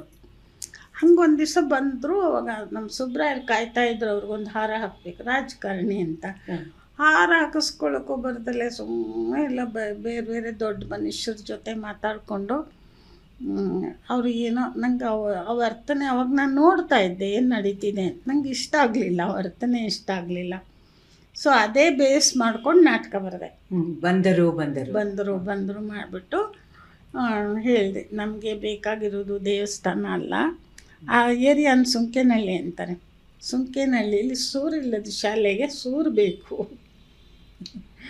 ಅಂತ ಬೇಸಿಟ್ಕೊಂಡು ನಾಟಕ ಮಾಡಿದೆ. ಆಮೇಲೆ ಮೂರ್ತಿಯವರು ಬೇಕಾದಷ್ಟು ನಾಟಕ ಬರೆದ್ರು, ನಾನು ಬರೆದೆ. ಎಲ್ಲ ಕಡೆ ಬೀದಿ ನಾಟಕಗಳು ಮಾಡೋಕ್ಕೆ ಶುರು ಮಾಡಿದ್ವಿ. ಬಟ್ ಆಮೇಲೆ ಸಮುದಾಯ ಬಹಳ ದೊಡ್ಡದಾಗಿ ತೊಗೊಂಡೋಯ್ತು. ಅವ್ರಿಗೇನೆಂದರೆ ಒಂದು ದೊಡ್ಡ ಬೇರೆ ಥರ ಸಂಸ್ಥೆ ಬೇಸ್ ಇದೆ, ಅವ್ರಿಗೆ ಅನುಕೂಲ ಐತೆ. ನಮಗೆ ಆ ಥರ ಅನುಕೂಲ ಎಲ್ಲಿದೆ? ನಾವು ಎಲ್ಲಿ ಹೋಗಿ ಮಾಡ್ತೀವೋ ಅಷ್ಟೇ. ಯಾವುದೋ ಒಂದು ಊರಿಗೆ ಹೋಗೋದು, ಒಂದು ಮಂಡ್ಯ ಹೋದ್ವಿ ಅಂದರೆ ಬೆಳಗ್ಗೆ ಮೊದಲೊಂದು ಬಂದರು ನಾಟಕ ಮಾಡಿದ್ರೆ ಸಾಯಂಕಾಲದೊತ್ತಿಗೆ ಇನ್ನೂ ಸ್ವಲ್ಪ ಕಾಂಪ್ಲಿಕೇಟೆಡು, ಇನ್ನು ಸ್ವಲ್ಪ ಸಂಕೀರ್ಣ, ಪೊಲಿಟಿಕಲ್ಲು ಅವೆಲ್ಲ ತರ್ತಾಯಿದ್ವಿ. ಓಕೆ ಮ್ಯಾಮ್, ಇನ್ನು ನಮ್ಮ ಜರ್ನಲಿಸಮ್ ವಿಷಯಕ್ಕೆ ಬಂತು ಅಂತ ಹೇಳಿದ್ರೆ, ನೀವು ಅವತ್ತಿನ ಜರ್ನಲಿಸಮ್ದು ನೋಡಿದ್ದೀರಾ, ಇವತ್ತೊಂದು ನೋಡ್ತಾ ಇದ್ದೀರಾ. ಇವತ್ತಿನ ದಿನ ಈ ಡಿಜಿಟಲ್ ಎರಾದಲ್ಲಿ ಇದನ್ನು ಜರ್ನಲಿಸಮ್ ಅಂತ ಹೇಳ್ತೀರಾ, ಬ್ಲಾಗ್ ಅಂತ ಹೇಳ್ತೀರಾ, ಅಥವಾ ಸೋಲೋ ರೈಟಿಂಗ್, ಸೋಲೋ ಜರ್ನಲಿಸಮ್ ಅಂತ ಹೇಳ್ತೀರಾ? ನೀವು ಏನಂತ ಡಿಫೈನ್ ಮಾಡ್ತೀರಾ? ಬಟ್ ಏನಂದ್ರೆ ಅದು ಬ್ಲಾಗೇ ಮಾಡಲಿ ಏನೇ ಮಾಡಲಿ ಆ ಥರದಲ್ಲಿ ಸೋಲೋ ಆಗುತ್ತೆ. ಮತ್ತು ಇವಾಗ ಬೇರೆ ಥರದ ಹಿಂಸೆ ಅನುಭವಿಸ್ತಿದ್ದಾರೆ ಹೆಣ್ಮಕ್ಳು. ಯಾರೂ ಜರ್ನಲಿಸ್ಟ್ ಐ ಆಮ್ ಹ್ಯಾಪಿ ಅಂತ ಹೇಳೋರು ನಾನು ನೋಡೇ ಇಲ್ಲ. ಈಗಲೂ ನಾನು ನೋಡ್ತಾ ಇದ್ದೀವಿ, ಎಲ್ಲ ಗ್ರೂಪಲ್ಲೆಲ್ಲ ಬರ್ತಾ ಇರುತ್ತೆ ಹೆಣ್ಮಕ್ಳು ಅವ್ರವ್ರ ಊರುಗಳಲ್ಲಿ. ಅದು ಅಂದರೂ ಈ ಹೆಣ್ಣು ಗಂಡು ಭೇದ ಇಲ್ಲ, ಸಮಾನ ಅಂತ ನಾವೇನು ಆರ್ಗ್ಯೂ ಮಾಡಿದ್ವೋ, ಹಾಗಾದ್ರೆ ಹೋಗ್ರಿ ಅಂತ ಹೆಣ್ಮಕ್ಳನ್ನ ಹಳ್ಳಿಗಳಿಗೆಲ್ಲ ಹಾಕೋದು, ಅಲ್ಲಿ ಹಳ್ಳಿಯವರು ದೌರ್ಜನ್ಯ ಮಾಡೋದು. ಈಗ ಕೆಲವರೆಲ್ಲ ಹಳೆ ಜರ್ನಲಿಸ್ಟನ್ನು ಕೇಳಿ ನೀವು ಎಷ್ಟು ಕತೆ ಹೇಳ್ತಾರೆ. ಅವರು ಇದ್ರ ಪ್ರದೇಶಗಳಿಗೆ ಹಾಕ್ಬಿಟ್ಟು ಅವ್ರನ್ನ ರಿಪೋರ್ಟಿಂಗ್ಗೆ ಆ ಊರಿನ ರೌಡಿಗಳು ಅವ್ರನ್ನೆಲ್ಲ ಫೇಸ್ ಮಾಡೋಕ್ಕಾಗ್ದಲೇ ಒದ್ದಾಡಿದ್ದಾರೆ. ಮಾಡೋರು ಧೈರ್ಯವಾಗಿ ಬರೋರು ಬಂದಿದ್ದಾರೆ. ನಮ್ಮ CG ಮಂಜುಳಾ ಥರದವರೆಲ್ಲ ತುಂಬ ಇದಾಗಿ ಬಂದಿದ್ದಾರೆ. ಆದರೆ ಹೆದರ್ಕೊಳ್ಳೋ ಅಂಥವ್ರಿಗೆ ಕಷ್ಟ ಆಗುತ್ತೆ, ಒಂಟಿಯಾಗಿರೋರಿಗೆ ಕಷ್ಟ ಆಗುತ್ತೆ.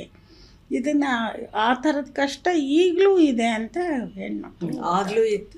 ಹಾಗಾದರೆ ಇವಾಗ ನೀವು ಹೇಳೋ ರೀತಿ ತಗೋತು ಅಂತಂದರೆ, ಮುಂಚೆ ನೀವುಗಳು ಬೋಲ್ಡಾಗಿ ಮತ್ತು ಓಪನ್ ಆಗಿ ಜರ್ನಲಿಸಮ್ದು ಅದೇನು ಒಂದು ಧ್ಯೇಯ ಇತ್ತೋ ಬರಿತಾ ಇದ್ರೋ, ಆ ಒಂದು ನಿಲುವು ಇವಾಗ ಇದೆಯಾ ಅಂತ ನಾನು ನಿಮ್ಮನ್ನು ಕೇಳ್ತಾ ಇದ್ದೀನಿ. ಇವತ್ತಿನ ಜರ್ನಲಿಸಮ್ಮೇ ಭಾಳ ಬೇರೆ ಥರ ಇದೆ. ಸ್ವಾತಂತ್ರ್ಯ ಇದೆ ಅನಿಸಲ್ಲ ನನಗೆ ಪತ್ರಕರ್ತರಿಗೆ. ಇವತ್ತೆಲ್ಲ ಮಾರ್ಕೊಂಡಂಗಾಗಿರೋದ್ರಿಂದ ಯಾರನ್ನಾದರೂ ಕುರಿತೊಂದು ಇನ್ವೆಸ್ಟಿಗೇಟಿವ್ ರಿಪೋರ್ಟಿಂಗೇ ಇಲ್ವಲ್ಲಮ್ಮ ಈಗ. ಇನ್ವೆಸ್ಟಿಗೇಷನ್ ಹೌದು. ಒಂದು ಕಾಲ ಇತ್ತು, ಅವಾಗ ಭಾಳ ದೊಡ್ಡ ಇದು ಅಡ್ವೆಂಚರ್ ಮಾಡಿದ್ದು ಪ್ರಜಾವಾಣಿ. ಅಲ್ಲಿ ಎಲ್ಲ ಈ ತಳ ಸಮುದಾಯದವ್ರನ್ನ ತೊಗೊಂಡ್ರು, ಹಿಂದೂ ದರ ಮೊದಲಾದವ್ರನ್ನೆಲ್ಲ ತೊಗೊಂಡು ಎಷ್ಟರ ಮಟ್ಟಿಗೆ ಆವಾಗ ಇನ್ವೆಸ್ಟಿಗೇಟಿವ್ ರಿಪೋರ್ಟಿಂಗ್ ಬರ್ತಿತ್ತು. ಮತ್ತು ದಿಕ್ಕು ಬದಲಾಗ್ತಿತ್ತು. ಮೊದಲು ಬರೀತಿದ್ದವು ಹೆಚ್ಚು ಕಡಿಮೆ ಎಲ್ಲ ಏನು ಮಾಡೋರು, ಅವ್ರು ಏನೋ ಹೇಳ್ತಾರಲ್ಲ ಅದರಲ್ಲೇನೋ ಒಂದು ಸಣ್ಣ ಪುಟ್ಟ ಕ್ವಶನ್ಸ್ ಕೇಳಿಬಿಟ್ಟು ಅವ್ರು ಹೇಳಿದ್ದನ್ನು ಬರೀತಿದ್ರು. ಈಗ ಹಂಗಲ್ಲ, ಅದ್ರ ಮಗ್ಗಲುಗಳಿದೆಯಲ್ಲ, ಬೇರೆ ಬೇರೆ ಮಗ್ಗಲುಗಳನ್ನು ಕುರಿತು ಬರೆಯುವಂಥ ಹುಡುಗರು ಬಂದರು, ತಯಾರಾದರು ತುಂಬ ಚೆನ್ನಾಗಿ. ಅಂದರೆ ಮೇಂಟೈನ್ ಮಾಡೋಕ್ಕಾಗ್ದಂಗೆ ಪತ್ರಿಕೆಗಳು, ಮುದ್ರಣ ಮಾಧ್ಯಮ ಪರ್ಟಿಕ್ಯುಲರ್ಲಿ ತುಂಬ ಕಷ್ಟದಲ್ಲಿರೋದ್ರಿಂದ ಅದು ಸ್ವಲ್ಪ ಕಾಂಪ್ರಮೈಸ್ ಆಗ್ತಾಯಿದೆ. ಬರೀ ಪತ್ರಿಕೆಗಳು ಮಾತ್ರ ಅಲ್ಲ, ಈವನ್ ಟೆಲಿವಿಷನ್ ಕೂಡ ಅದೇ ಥರ ಆಗಿದೆ ಮಾರ್ಕೊಂಡಿವೆ. ಓಕೆ ಮ್ಯಾಮ್, ಇದೇ ಥರ ಪರಿಸ್ಥಿತಿ ಈವನ್ ಸಾಂಸ್ಕೃತಿಕ ರಾಜಕಾರಣ ಅನ್ನೋದು ಕೂಡ ಒಂದು ಹೊಸ ಪದನೇ ಕಾಯಿನ್ ಆಗಿದೆ. ಪುಸ್ತಕ ಬರೀತಾರೆ, ಸಾಹಿತ್ಯ ಇದೆ, ಎಲ್ಲ ಇದೆ. ಆದರೆ ಈ ಅಕಾಡೆಮಿಗಳಲ್ಲಿ ಕೂಡ ಕಲ್ಚರಲ್ ಸೆಕ್ಟರಲ್ಲಿ ಕೂಡ ತುಂಬ ಪಾಲಿಟಿಕ್ಸ್ ನಡೆಯುತ್ತೆ. ಇಲ್ಲೂ ಬ್ರಾಹ್ಮಣಿಸಮು, ದಲಿತು, ಲೆಫ್ಟು, ರೈಟು, ಸೆಂಟರು ಎಲ್ಲ ಇದೆ ಅಂತ ನೀವು ತುಂಬ ಹತ್ತಿರದಿಂದ ಕಂಡಿದ್ದೀರಾ. ಇದ್ರ ಬಗ್ಗೆ ಏನು ಹೇಳ್ತೀರಾ? ನಾವೇನು ಯಾವುದನ್ನು ಸ್ವಾಯತ್ತ ಅಂದ್ಕೊಂಡಿದ್ವೋ ಅದು ಇವಾಗ ಸ್ವಾಯತ್ತವಾಗಿ ಉಳಿದಿಲ್ಲ. ಓಕೆ ಮ್ಯಾಮ್, ಇವಾಗ ನೀವು ಸಿನಿಮಾ ಜರ್ನಲಿಸಮ್ಗೆ ಪುನಃ ನಾನು ನಿಮ್ಮನ್ನು ವಾಪಸ್ ಕರ್ಕೊಂಡು ಹೋಗ್ತೀನಿ. ಕೋವಿಡ್ ಟೈಮ್ನಲ್ಲಿ ಮನೆಯಲ್ಲೇ ಕೂತ್ಕೊಂಡು ನೋಡೋವಂತಹ OTT ಸೀರೀಸ್ ಆಗ್ಬೋದು, ಯೂಟ್ಯೂಬ್ ಚಾನೆಲ್ಸ್ ಆಗ್ಬೋದು ತುಂಬ ಪಾಪ್ಯುಲರ್ ಆಯಿತು. ಅದೇ ಟೈಮ್ನಲ್ಲಿ ಸಿನಿಮಾ ಬಗ್ಗೆ, ಸಿನಿಮಾ ಆ್ಯಕ್ಟರ್ಸ್ ಬಗ್ಗೆ, ಕಂಪ್ಲೀಟ್ ಸಿನಿಮಾ ಇಂಡಸ್ಟ್ರಿ ಬಗ್ಗೆ ತುಂಬ ಗ್ಲೋರಿಫೈ ಮಾಡಿ ಮಾತಾಡೋರು ಕೂಡ ಜಾಸ್ತಿ ಆಗಿದ್ದಾರೆ. ನಿಮಗೆ ಗೊತ್ತಿದೆ, ಸಿನಿಮಾ ಜರ್ನಲಿಸಮ್ಮೇ ಇಲ್ಲದೆ ಇರೋರು ಬರೆಯೋದಕ್ಕೆ, ಮಾತಾಡೋದಕ್ಕೆ ತುಂಬ ಶುರು ಮಾಡಿದ್ದಾರೆ. ಅದು ಅಕ್ಸೆಪ್ಟ್ ಮಾಡ್ತಿರೋ ನಮ್ಮಂತಹ ವೀಕ್ಷಕರ ಇದರಿಂದ TRP ಇರ್ಬೋದು, ಅಥವಾ ಯೂಟ್ಯೂಬ್ ಚಾನೆಲ್ ತಗೋತು ಅಂತ ಹೇಳಿದ್ರೆ ನಂಬರ್ಸ್ ಅಂತ ಹೇಳ್ಬೋದು. ಇದು ಒಂದು ಒಳ್ಳೆ ಏನಂತ ಹೇಳಬಹುದು, ಒಳ್ಳೆ ಸೂಚನೆನಾ? Cinema is a glamour. ಅದ್ರ ಬಗ್ಗೆ ಯಾರು ಏನೇ ಮಾತಾಡಿದ್ರು ಚೆನ್ನಾಗಿ ಅದನ್ನು ಜನ ಇಷ್ಟಪಡ್ತಾರೆ. ಆದರೆ ನೀವು ಒಳಗಡೆ ಇದ್ದೀರಾ, ಒಬ್ಬ ಸಿನಿಮಾ ಜರ್ನಲಿಸ್ಟ್ ಆಗಿ ಇದನ್ನು ನೋಡೋದು, ಇದು ಒಂದು ಒಳ್ಳೆ ಪ್ರೆಸಿಡೆಂಟಾ, ಒಳ್ಳೆ ಪ್ರಾಕ್ಟೀಸಾ? ನನಗನ್ನಿಸ್ಲಿಲ್ಲ ಅಮ್ಮ ಒಳ್ಳೆಯದು ಅಂತ. ನಾನು ಸುಮಾರು ಯೂಟ್ಯೂಬ್ಗಳು ಅಲ್ಲಿ ಇಲ್ಲಿ ಬರುತ್ತಲ್ಲ ನೋಡಿ, ಏನೂ ಇರಲ್ಲ, ದೊಡ್ಡ ಹೆಡ್ಲೈನ್ ಕೊಡ್ತಾರೆ. ಏನೋ ಆ ಹೆಡ್ಲೈನ್ ನೋಡಿಬಿಟ್ಟು ನಾವು ಕೇಳಿಸ್ಕೊಳ್ಳೋಕೆ ಹೋದರೆ ಅದರಲ್ಲಿ ಏನಿಲ್ಲ, ಅದನ್ನೇ ಒಂದೇ ಇದರಲ್ಲಿ 3 ಸಲ 4 ಸಲ ಅದನ್ನೇ ರಿಪೀಟ್ ಮಾಡ್ತಾರೆ. ಅದೇ ವಾಕ್ಯ ಮತ್ತೆ ರಿಪೀಟ್ ಆಗುತ್ತೆ. ಇವ್ರಿಗೆ ವಿಷಯ ಏನಿಲ್ಲದೆ ಹೋದರೂ ಅದನ್ನು ರೋಚಕ ಮಾಡಲೇಬೇಕಾದ ಅನಿವಾರ್ಯಗಳಿರೋದ್ರಿಂದ ಸುದ್ದಿಗಳನ್ನು ವಿಕಾರ ಮಾಡ್ತಾ ಇದ್ದಾರೆ ಅನಿಸುತ್ತೆ ನನಗೆ. ಅದು ಯಾವುದೂ ಕೂಡ ಜನಿಯನ್ನಾದ್ದು ಅಂತ ನಂಬೋಕ್ಕಾಗಲ್ಲ. ಈಗ ಯಾರು ಸಿನಿಮಾ ಸುದ್ದಿನ ನಂಬುತ್ತಾರೆ ಹೇಳಿ? ಯಾರೂ ನಂಬಲ್ಲ. ಮೊದಲಿನ ಹಂಗಿಲ್ಲ. ಈಗ ಅದಕ್ಕೊಂದು ಬೆಲೆ ಇತ್ತು, ಒಂದು ಮಾತು ಹೇಳಿದ್ರು ಒಂದು ಬೆಲೆ ಇತ್ತು. ಇವಾಗ ಎಲ್ಲಿದೆ? ಬೆಲೆನೇ ಇಲ್ಲ. ಅದಕ್ಕೆ ಸಿನಿಮಾಗೆ ಸಂಬಂಧಪಟ್ಟ ಸಂಸ್ಥೆಗಳಿಗೆ ಎಷ್ಟು ಮರ್ಯಾದೆ ಇತ್ತು. ನಮಗೆ ಈಗ ಫಿಲಮ್ ಚೇಂಬರು ನಮ್ಮ ಯಾವುದು ಚಲನಚಿತ್ರ ಇತಿಹಾಸದ ಗಲಾಟೆ ಟೈಮ್ನಲ್ಲಿ ನಮಗೆಲ್ಲ ಬಹಿಷ್ಕಾರ ಹಾಕ್ತು. ನನಗೆ, ಸುಬ್ರಾಯರ್ಗೆ, ಸಿಂಗ್ ಅವ್ರಿಗೆ. ಸಿಂಗ್ ಅವರು ಭಾಳ ಬೇರೆ ಜಾತಿಯವರು, ಅವ್ರು ಜಾರ್ಕೊಂಡ್ರು. ನಾನು, ಸುಬ್ರಾಯರು, ಬ್ರಾಹ್ಮಣರು ಸಿಕ್ಕಾಕೊಂಡ್ವಿ. ಸುಬ್ರಾಯರು ಬೇಕಾಗಿತ್ತು ಇಂಡಸ್ಟ್ರಿಗೆ, ಯಾಕೆಂದರೆ ಅವ್ರಿಗೆ ಪೊಲಿಟಿಕಲಿ ತುಂಬ ಇನ್ಫ್ಲೂಯೆನ್ಸ್, ಏನು ಇನ್ನು ಮಧ್ಯ ಒಂಥರ ಸೇತುವೆಯಾಗೂ ಇದ್ದರು. ಹಾಗಾಗಿ ಅವರು ಒಂದು ಸಲ ಹೋಗಿ ತಪ್ಪಾಯಿತು, ಏನೋ ತಪ್ಪಾಗೋಯ್ತು ಅಂತೇನೋ ಒಂದು ಹೇಳಿ ಒಂದು ಲೆಟರ್ ಕೊಟ್ಟರು. ಅವರೂ ಒಳಗೆ ತೊಗೊಂಬಿಟ್ರು. ಸಿಕ್ಕಾಕೊಂಡವಳು ನಾನು ಒಬ್ಬಳೇ. ಅಂದರೆ ಎಲ್ಲಿವರೆಗೆ ನಾನು ಯಾವುದಕ್ಕೂ ಬಗ್ಗೋದಿಲ್ಲ ಅಂತಲೇ ಹೇಳಿ, ಬಗ್ಗೋದಿಲ್ಲ, ನಾನು ಹಿಂಗೆ ಇರ್ತೇನೆ. ಸೊ ನನಗೆ ಕಷ್ಟ ಆಯಿತು. ನನಗೆ ಬಹಿಷ್ಕಾರ ಹಾಕಿದ್ದಾರೆ. ನಾನು ಒಂದು ವ್ಯವಸ್ಥೆಯ ಮಾತಿಗೆ ಬೆಲೆ ಎಷ್ಟು ಕೊಡಬೇಕು ಅಂತ ನಾನು ನಂಬ್ತೀನಿ ಅಂತಂದರೆ, ಅವತ್ತಿಂದ ಇವತ್ತಿನವ್ರಿಗೆ ನಾನು ಚೇಂಬರ್ ಒಳಗೆ ಕಾಲಿಟ್ಟಿಲ್ಲ. ಚೇಂಬರ್ನ ಯಾವ ವಿಷಯಕ್ಕೂ ನಾನು ತಲೆ ಹಾಕಲ್ಲ. ಅವರು ಅವರು ಒಂದು ಸಲ ಜಯಮಾಲ ಅವರಿದ್ದಾಗ 75 ವರ್ಷ ಆದಾಗ ಸನ್ಮಾನ ಮಾಡೋದಕ್ಕೆ ಕರೆದ್ರು, ನನಗೆ ಲೆಟರ್ ಬರೆದ್ರು. ನಾನು ಹೇಳಿದೆ, ನೀವು ಬಹಿಷ್ಕಾರ ಹಾಕಿದ್ದೀರಲ್ಲ ಅದನ್ನು ತೆಗೀರಿ, ಬರ್ತೀನಿ. ನಿಮ್ಗೆ ಸನ್ಮಾನ ತೊಗೊಳಕ್ಕೆ ನನಗೂ ಇಷ್ಟ ಇದೆ, ಆದರೆ ನೀವು ನನಗೆ ಬಹಿಷ್ಕಾರ ಹಾಕಿರೋದನ್ನು ತೆಗಿಬೇಕು. ಅವ್ರು ತೆಗಿಲಿಲ್ಲ. ನಾನು ಹೋಗಲಿಲ್ಲ, ನಾನು ಸನ್ಮಾನ ತೊಗೊಳ್ಲಿಲ್ಲ. ಇವತ್ತಿನವರೆಗೂ ನಾನು ಹೋಗಲ್ಲ ಚೇಂಬರ್ಗೆ. ಅಂದರೆ ನಮಗೆಲ್ಲೂ ಒಂದು ಕಡೆ ಒಂದು ವ್ಯವಸ್ಥೆ ಹೇಳಿದ ಮಾತಿಗೆ ಬೆಲೆ ಕೊಡಬೇಕು ಅಂತಿದ್ದೆ. ನನ್ನಂಗೆ ಬಹಿಷ್ಕಾರಕ್ಕೊಳಗಾದ ಬೇರೆಲ್ಲ ಪತ್ರಕರ್ತರು ಆರಾಮಾಗಿ ಹೋಗ್ತಾ ಇದ್ದಾರೆ. ನೀವು ಆವಾಗಲೇ ಹೇಳ್ತಾ ಇದ್ರಿ ರಾಜ್ಕುಮಾರ್ ಫ್ಯಾಮಿಲಿ ಜೊತೆಗೆ ನಿಮ್ಮದು ಕ್ಲೋಸ್ ಅಸೋಸಿಯೇಷನ್ ಇತ್ತು ಅಂತ. ರಾಜ್ಕುಮಾರ್ ಅವ್ರದ್ದು ಗೋಕಾಕ್ ಮೂಮೆಂಟ್ ಆಗಬಹುದು, ಅಥವಾ ಬೇರೆ ಒಂದು ಗಂಗಾಧರ್ ಮುದ್ಲಿಯಾರ್ ಅವ್ರದ್ದು ಇನ್ಸಿಡೆಂಟ್ ಆಗಬಹುದು. ಅದಕ್ಕೆ ನೀವು ಡೈರೆಕ್ಟ್ ಐ ವಿಟ್ನೆಸ್ ಇದ್ದೀರಾ. ಅದ್ರ ಬಗ್ಗೆ ಏನು ಹೇಳ್ತೀರಾ ಮ್ಯಾಮ್? ಯಾರು ತೊಂದರೆಗೊಳಗಾದರೂ ಅವರೇ ಅದನ್ನು ಗಂಭೀರವಾಗಿ ತಗೊಳ್ದಲ್ಲೇ ಈಗ ಅವರು ಇಲ್ಲದೆ ಇರೋ ಹುಳುಕನ್ನು ಎತ್ತಿ ಹೇಳಿ ಅವ್ರ ಹತ್ರ ಆಗಿಬಿಟ್ರಲ್ಲಮ್ಮ, ಅಲ್ವಾ? ಹತ್ರ ಆದರೂ ಈಗ ನಾವು ಕೆಟ್ಟವರಾದ್ವಿ. ಯಾಕಂದ್ರೆ ಅವರು ಒಳಗೆ ಹೋಗಿ ಮಾತಾಡಿ, ಅದೇ ನನ್ನ ಪಾಲ್ಕಿ ಅಂತಲೇ ಜ್ಞಾಪಕ ಬರ್ತಿದೆ. ಆ ಪ್ರಶಸ್ತಿ ಬಂದಾಗ ನಾನು ಪಟ್ಟ ಕಷ್ಟ ನಂಗೆ ಗೊತ್ತು. ಅದನ್ನು ಅವರು ಅರ್ಹರಲ್ಲ ಅಂತಲ್ಲ, ಆ ವರ್ಷವೇ ಬರ್ತಿರ್ಲಿಲ್ಲ. ಓಕೆ, ನನಗೆ ಗೊತ್ತು ನಾನು ಏನು ಕಷ್ಟಪಟ್ಟು ಪ್ರತಿಯೊಂದೂ ನಾನು ವರದಪ್ಪ ಅವ್ರ ಹತ್ರ ಹೇಳ್ಕೊತಾ ಇದ್ದೆ, ಇದು ಹಿಂಗಾಗ್ತಿದೆ. ನಿಮ್ಗೆ ಗೊತ್ತು ರಾಜ್ಕುಮಾರ್ ಅವರು ಎಷ್ಟು ಇದಾಗಿ ಮಾತಾಡ್ತಿದ್ರು, ಜಾಸ್ತಿ ಬಿಚ್ಚಿ ಮಾತಾಡೋರಲ್ಲ ಅವರು. ಅಮ್ಮ ಎಲ್ಲ ನಿಮ್ಮದೇ ಅಂದರು. ಅವ್ರಿಗೆ ಗೊತ್ತಿತ್ತು ಏನೇನಾಯಿತು ಅನ್ನೋದು. ಅಂದರೆ ಅವರು ಆ ವರ್ಷ ಶಿವಾಜಿ ಗಣೇಶನು ಬರಬೇಕಾಗಿತ್ತು. ಓಕೆ, ನಾನು ಈ ಮಾತು ಹೇಳಿದಾಗ ಅವರು ಇಲ್ಲ ಶಿವಾಜಿ ಗಣೇಶನ್ಗೆ ಬರಲಿ, ಇವಾಗ ಬೇಡ ನನಗೆ ಅಂತಲೇ ಅಂದರು. ಪಾಪ ಸಜ್ಜನ. ಆದರೆ ನಮಗೂ ಇಲ್ಲ, ಇದು ಈ ಟೈಮ್ ಬಿಟ್ಟರೆ ಇನ್ನು ಮುಂದೆ ಇನ್ನೇನೇನು ಪ್ರಾಬ್ಲಮ್ಗಳು ಬರುತ್ತೋ ಈಗ ಆಗಿಬಿಡ್ಬೇಕು, ನಮ್ಮ ಜನ ಇರುವಾಗ ಮಾಡ್ಕೊಂಬಿಡ್ಬೇಕು ಅನ್ನೋದು ನಮಗಿತ್ತು. ಮಾಡಿದ್ವಿ. ಅಂದರೆ ಇಂಥವೆಲ್ಲ ನಾವು ಮಾಡ್ತಾ ಇದ್ವಲ್ಲ, ಈಗ ಯಾರು ಮಾಡ್ತಾರಮ್ಮ ಅಂಥವೆಲ್ಲ? ಇಲ್ಲ, ಈ ಥರ ತಗೋತು ಅಂದರೆ ಖಂಡಿತ ಯಾರೂ ಇಲ್ಲ. ಮತ್ತು ಅದೇ ಥರ ತೊಗೊಂಡ್ರೆ ಮ್ಯಾಮ್, ನೀವು ವಿಷ್ಣುವರ್ಧನ್ಗೆ ಆಗ್ಬೋದು, ಅಂಬರೀಷ್ಗೆ ಆಗ್ಬೋದು, ಅವರು ಲಿಟ್ರಲಿ ನಿಮ್ಮನ್ನು ಅಮ್ಮ ಅಂತ ಹೇಳ್ತಾ ಇದ್ರು. ಅವ್ರ ಜೊತೆಗೂ ನಿಮ್ಮದು ಇದೇ ಥರ ಒಂದು ಕ್ಲೋಸ್ ಅಸೋಸಿಯೇಷನ್ ಇತ್ತು, ಎಮೋಷ್ನಲ್ ಬಾಂಡಿಂಗ್ ಇತ್ತು? ಖಂಡಿತ ಇತ್ತು. ತುಂಬ ಚೆನ್ನಾಗಿ ನೋಡ್ಕೊಳ್ತಾ ಇದ್ರು. ಅವರು ನನ್ನನ್ನು ಹಾಗೆ ನೋಡ್ಕೊತಾ ಇದ್ರು. ನನಗೂ ಅವ್ರನ್ನೆಲ್ಲ ಅಷ್ಟೇ ಪ್ರೀತಿ ಇತ್ತು.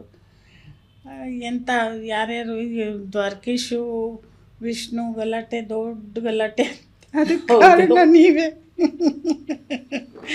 ಇಲ್ಲ ಮ್ಯಾಮ್, ನನ್ನನ್ನು ವಿಷ್ಣು ಕರೆದು ಇದ್ದಿದ್ದು ವಿಷಯ ಎಲ್ಲ ಹೇಳಿ ಬರೀಲಿ ಅಂತಲೇ ಆನ್ ರೆಕಾರ್ಡಲ್ಲಿ ಶೇರ್ ಮಾಡಿದ್ದು ನಾನು ನನ್ನ ಕೆಲಸ ಮಾಡಿದೆ. ಅದನ್ನು ಸರಿ ಮಾಡಿದ್ದು ನಾನೇ ಆವಾಗಲೂ ಅಷ್ಟೇ. ಮತ್ತೆ ಅವರಿಬ್ಬರನ್ನು ಸೇರಿಸಿದ್ದು, ಎಲ್ಲ ಗಲಾಟೆಗಳನ್ನು ಕಡಿಮೆ ಮಾಡಿಸಿದ್ದು, ಮತ್ತು ಅವರಿಬ್ಬರು ಕೈ ಕುಲ್ಕು ಹಂಗೆ ಮಾಡಿದ್ದು ನಾನೇ. ಆಮೇಲೆ ಸಿನಿಮಾ ಮಾಡಿಕೊಂಡ್ರು, ನಿಮಗೆ ಗೊತ್ತು. ಮತ್ತು ಅವ್ರ ವ್ಯವಹಾರದಲ್ಲಿ ಏನೋ ಕೆಡಿಸ್ಕೊಂಡ್ರು ಬಿಡಿ. ಬಟ್ ಎಲ್ಲದ ಮಾಡೋದು ಯಾರೇ ಜಗಳ ಮಾಡಿಕೊಂಡ್ರು ನಾನು ಖಂಡಿತ ಹೋಗಿದ್ದೀನಿ, ಅದನ್ನು ಸರಿ ಮಾಡಿದ್ದೀನಿ. ಇದು ಅಂತಲ್ಲ, ಇದು ನಾವು ಹೌದು ಮ್ಯಾಮ್, ಅದಂತೂ ಖಂಡಿತ ನಾವು ನೋಡೇ ಇರೋದು. ಇವಾಗ ಇಷ್ಟೆಲ್ಲ ಬ್ಯಾಕ್ಗ್ರೌಂಡಲ್ಲಿ ತೊಗೊಂಡು ಇವತ್ತಿನ ದಿನ ಸಿನಿಮಾಗೆ ಬಂತು ಅಂದರೆ ಕನ್ನಡ ಸಿನಿಮಾ 3-4 ರಿಲೀಸ್ ಆದ್ರೂ 3% ಅಂತ ಹೇಳ್ತಾರೆ. ಇದು ಎಲ್ಲಿ ತಪ್ಪಾಗ್ತಾ ಇರೋದು? ಇವಾಗ ವಿಪರೀತ ಓದ್ಕೊಂಡಿರುವಂಥವರು ನಮ್ಮ ಇಂಡಸ್ಟ್ರಿನಲ್ಲಿದ್ದಾರೆ. ಇವ್ರಿಗೆ ಎಷ್ಟರ ಮಟ್ಟಿಗೆ ಏನದು ಕರೆಂಟ್ ಅಫೇರ್ಸ್ ಆಗ್ಬೋದು, ಲೈಫ್ ಆಗಬಹುದು, ಸಾಹಿತ್ಯ ಆಗಬಹುದು, ಮತ್ತು ಸಿನಿಮಾನ ನೀವುಗಳೇ ಡಿಫೈನ್ ಮಾಡ್ದಂಗೆ ಒಂದು ಕ್ರಿಯೇಟಿವಿಟಿ ಆ್ಯಂಡ್ ಟೆಕ್ನಾಲಜಿ ಕಾಂಬಿನೇಷನ್ ಅಂತ ಹೇಳ್ತಾರೆ. OTTನಲ್ಲಿ ನಾವು ಕನ್ನಡದವ್ರು ಸಿನಿಮಾ ನೋಡ್ತೀವಿ, ವೆಬ್ ಸೀರೀಸ್ ನೋಡ್ತೀವಿ. ಕನ್ನಡ ಸಿನಿಮಾ ಮನೇಲಿ ಕೂತ್ಕೊಂಡ್ರೆ ಯಾಕೆ ನೋಡಲ್ಲ? ನಿಮ್ಗೆ ಏನು ಅನಿಸುತ್ತೆ ಮ್ಯಾಮ್, ನೀವೊಬ್ಬ ಅನಲಿಟಿಕಲ್ ಆಗಿ ಹೇಳೋದಾದರೆ ಕನ್ನಡ ಸಿನಿಮಾ ಬಗ್ಗೆ? ನಿಜವಾಗ್ಲೂ ತುಂಬ ದುಃಖದ ಸಂಗತಿ. ನಾನು ತುಂಬ ಯೋಚನೆ ಮಾಡ್ತೀನಿ ಯಾಕೆ ಹೀಗಾಗ್ತಿದೆ ಅಂತ. KGF ಒಂದು ಟ್ರೆಂಡ್ ಸೆಟ್ಟರ್ ಆಯಿತು. ಕಬ್ಜಾನ ನೀಟಾಗಿ ಮನೆಗೆ ಕಳಿಸ್ಕೊಟ್ರು. ಅದೇ ಥರ ಬರ್ತಾ ಇರುವಂಥ ದೇವರ ಆಗಬಹುದು, ಬೇರೆ ತೆಲುಗು ತಮಿಳ್ ಸಿನಿಮಾದಲ್ಲೂ ಅಷ್ಟೇ ಮನೆ ಕಳಿಸ್ಕೊಡ್ತಾ ಇದ್ದಾರೆ. ಎಲ್ಲದೂ ಫ್ಲಾಪ್ ಆಗಿದೆ. ನನಗೆ ನಾನು ಸ್ವಲ್ಪ ಬಿಸ್ನೆಸ್ ಗೊತ್ತಿರೋರು ಸೊಸೆ ತುಂಬ ಚೆನ್ನಾಗಿ ಬಿಸ್ನೆಸ್, ಹೌದು, ಯಜಮಾನ. ಅವಳು ಹೇಳ್ತಾಳಲ್ಲ, ಏನು ತಮಿಳು ಸಿನಿಮಾ ಅದನ್ನೆಲ್ಲ ಇಲ್ಲಿ ಬಂದಾಗ ನಾವು ಕೊಂಡಾಡ್ತೀವಲ್ಲ, ಇಲ್ಲಿ ಕೊಂಡಾಡ್ತಿದ್ದೀವಿ ಅಷ್ಟೇ ಹೊರತು ಅವ್ರಿಗೂ ಬಿಸ್ನೆಸ್ ಆಗ್ತಾ ಇಲ್ಲ ಅಂತ.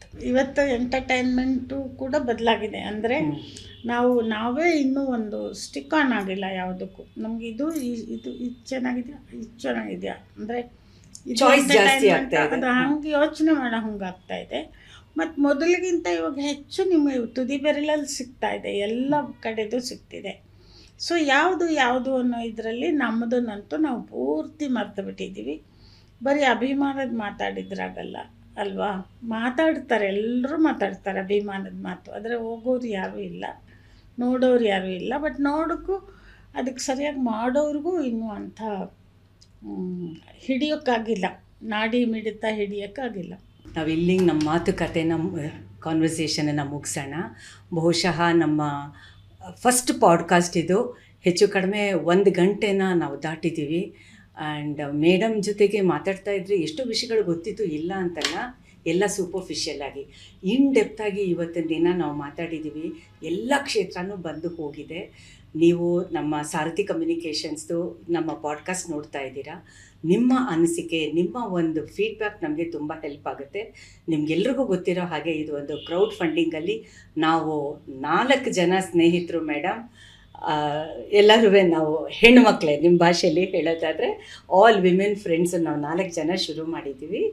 And we need your blessings. ಮತ್ತು ಇದ್ರ ಬಗ್ಗೆ ನಿಮ್ಮದು ಸಹಾಯನೂ ಬೇಕಾಗುತ್ತೆ, ನಿಮ್ಮ ಅಭಿಪ್ರಾಯನೂ ಬೇಕಾಗುತ್ತೆ.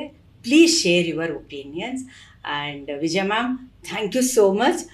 ಇದೊಂಥರ ನಿಮ್ಮ ಕುದಿ ಹೆಸರು ಓದುವುದಕ್ಕಿಂತನೂ ತುಂಬ ಒಳ್ಳೆ ಎಕ್ಸ್ಪೀರಿಯೆನ್ಸು ನಿಮ್ಮ ಮಾತು ಕೇಳಿದ್ದು. ಆ್ಯಂಡ್ ಮೇಡಮ್ ತುಂಬ ಜನಕ್ಕೆ ಹೆಲ್ಪ್ ಮಾಡಿದ್ದಾರೆ, ಅದರಲ್ಲಿ ನಾನು ಒಬ್ಬಳು ಬೆನಿಫಿಷಿಯರಿ.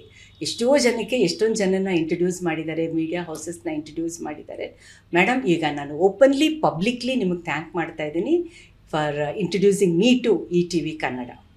ಆ್ಯಂಡ್ ಅವತ್ತಿಂದ ಇವತ್ತಿನವರೆಗೂ ನಮ್ಮ ಸಾರಥಿ ಜೊತೆಗೆ ನಿಮ್ಮ ಬ್ಲೆಸ್ಸಿಂಗ್ಸ್ ಇದೆ, ಸಪೋರ್ಟ್ ಇದೆ, ಮೆಂಟರ್ ಮಾಡ್ತಾ ಬಂದಿದ್ದೀರಾ. Thank you so much ma'am. ನಾನು ನಮಸ್ಕಾರ ಹೇಳಬೇಕು. ಶಮಂತ, ನೀವು ಅಂದರೆ ನಂಗೆ ತುಂಬ ಇಷ್ಟ, ತುಂಬ ಇಷ್ಟ. ಎಂತೆಂಥ ಹರ್ಡಲ್ಸ್ ದಾಟ್ಕೊಂಡು ಬಂದು ಮತ್ತು ಅದೇ ನಗು ಮುಖ, ಅದೇ ಇದು ಏನೋ ಮಾಡೋ ಸಾಹಸ ನಂಗೆ ತುಂಬ ಇಷ್ಟ ಆಗುತ್ತೆ. ನೀವೇನೋ ಮಾಡ್ತಿರ್ತೀರಿ, ಜೊತೆಗೆ ಹೆಣ್ಮಕ್ಳನ್ನ ಸೇರಿಸ್ಕೊತೀರಿ, ಅದು ಭಾಳ ಅಪರೂಪ. ಎಲ್ಲಿ ಏನು ಸಿಕ್ಕರೆ ಅಲ್ಲಿ ಹೋಗುವಂಥ ಜನ ಇರುವಾಗ, ಇಲ್ಲ ನಾನು ಮಾಡೋದೇನು ಮಾಡಿದ್ರು 4 ಜನ ಸೇರಿಸ್ಕೊಂಡು ಮಾಡ್ತೀನಿ, 4 ಹೆಣ್ಮಕ್ಳಿಗೆ ನನ್ನ ಕೈಲಾಗಿದ್ದು ಆಗಲಿ ಅನ್ನೋದಿದೆಯಲ್ಲ, ಅದು ಭಾಳ ಅಪರೂಪ. ನನಗೆ ಅದಕ್ಕೆ ನೀವೇನು ಮಾಡ್ತಿದ್ರು ನಂಗೆ ಖುಷಿ ಆಗ್ತಿರುತ್ತೆ. ಎಲ್ಲೋ ಒಂದು ಕಡೆ ನಿಮ್ಮ ಬಗ್ಗೆ ನನಗೊಂದು ಭಾವನಾತ್ಮಕವಾದ ಸಂಬಂಧ. Thank you ma'am. Seriously we really want to take it forward. ನಮ್ಮ ರೇಡಿಯೋ ಶುರು ಮಾಡಿದಾಗಲೂ ನೀವು ನಮ್ಮ ಜೊತೆ ಇದ್ದೀರಾ. ಇದನ್ನು we want to take it forward. ನಿಮ್ಮ ಫುಲ್ ಸಪೋರ್ಟ್ ನಮಗೆ ಬೇಕೇ ಬೇಕು. ಇದೇನದು ನಮಗೆ ಗ್ಯಾರಂಟಿ ಗೊತ್ತು. Thanks ma'am.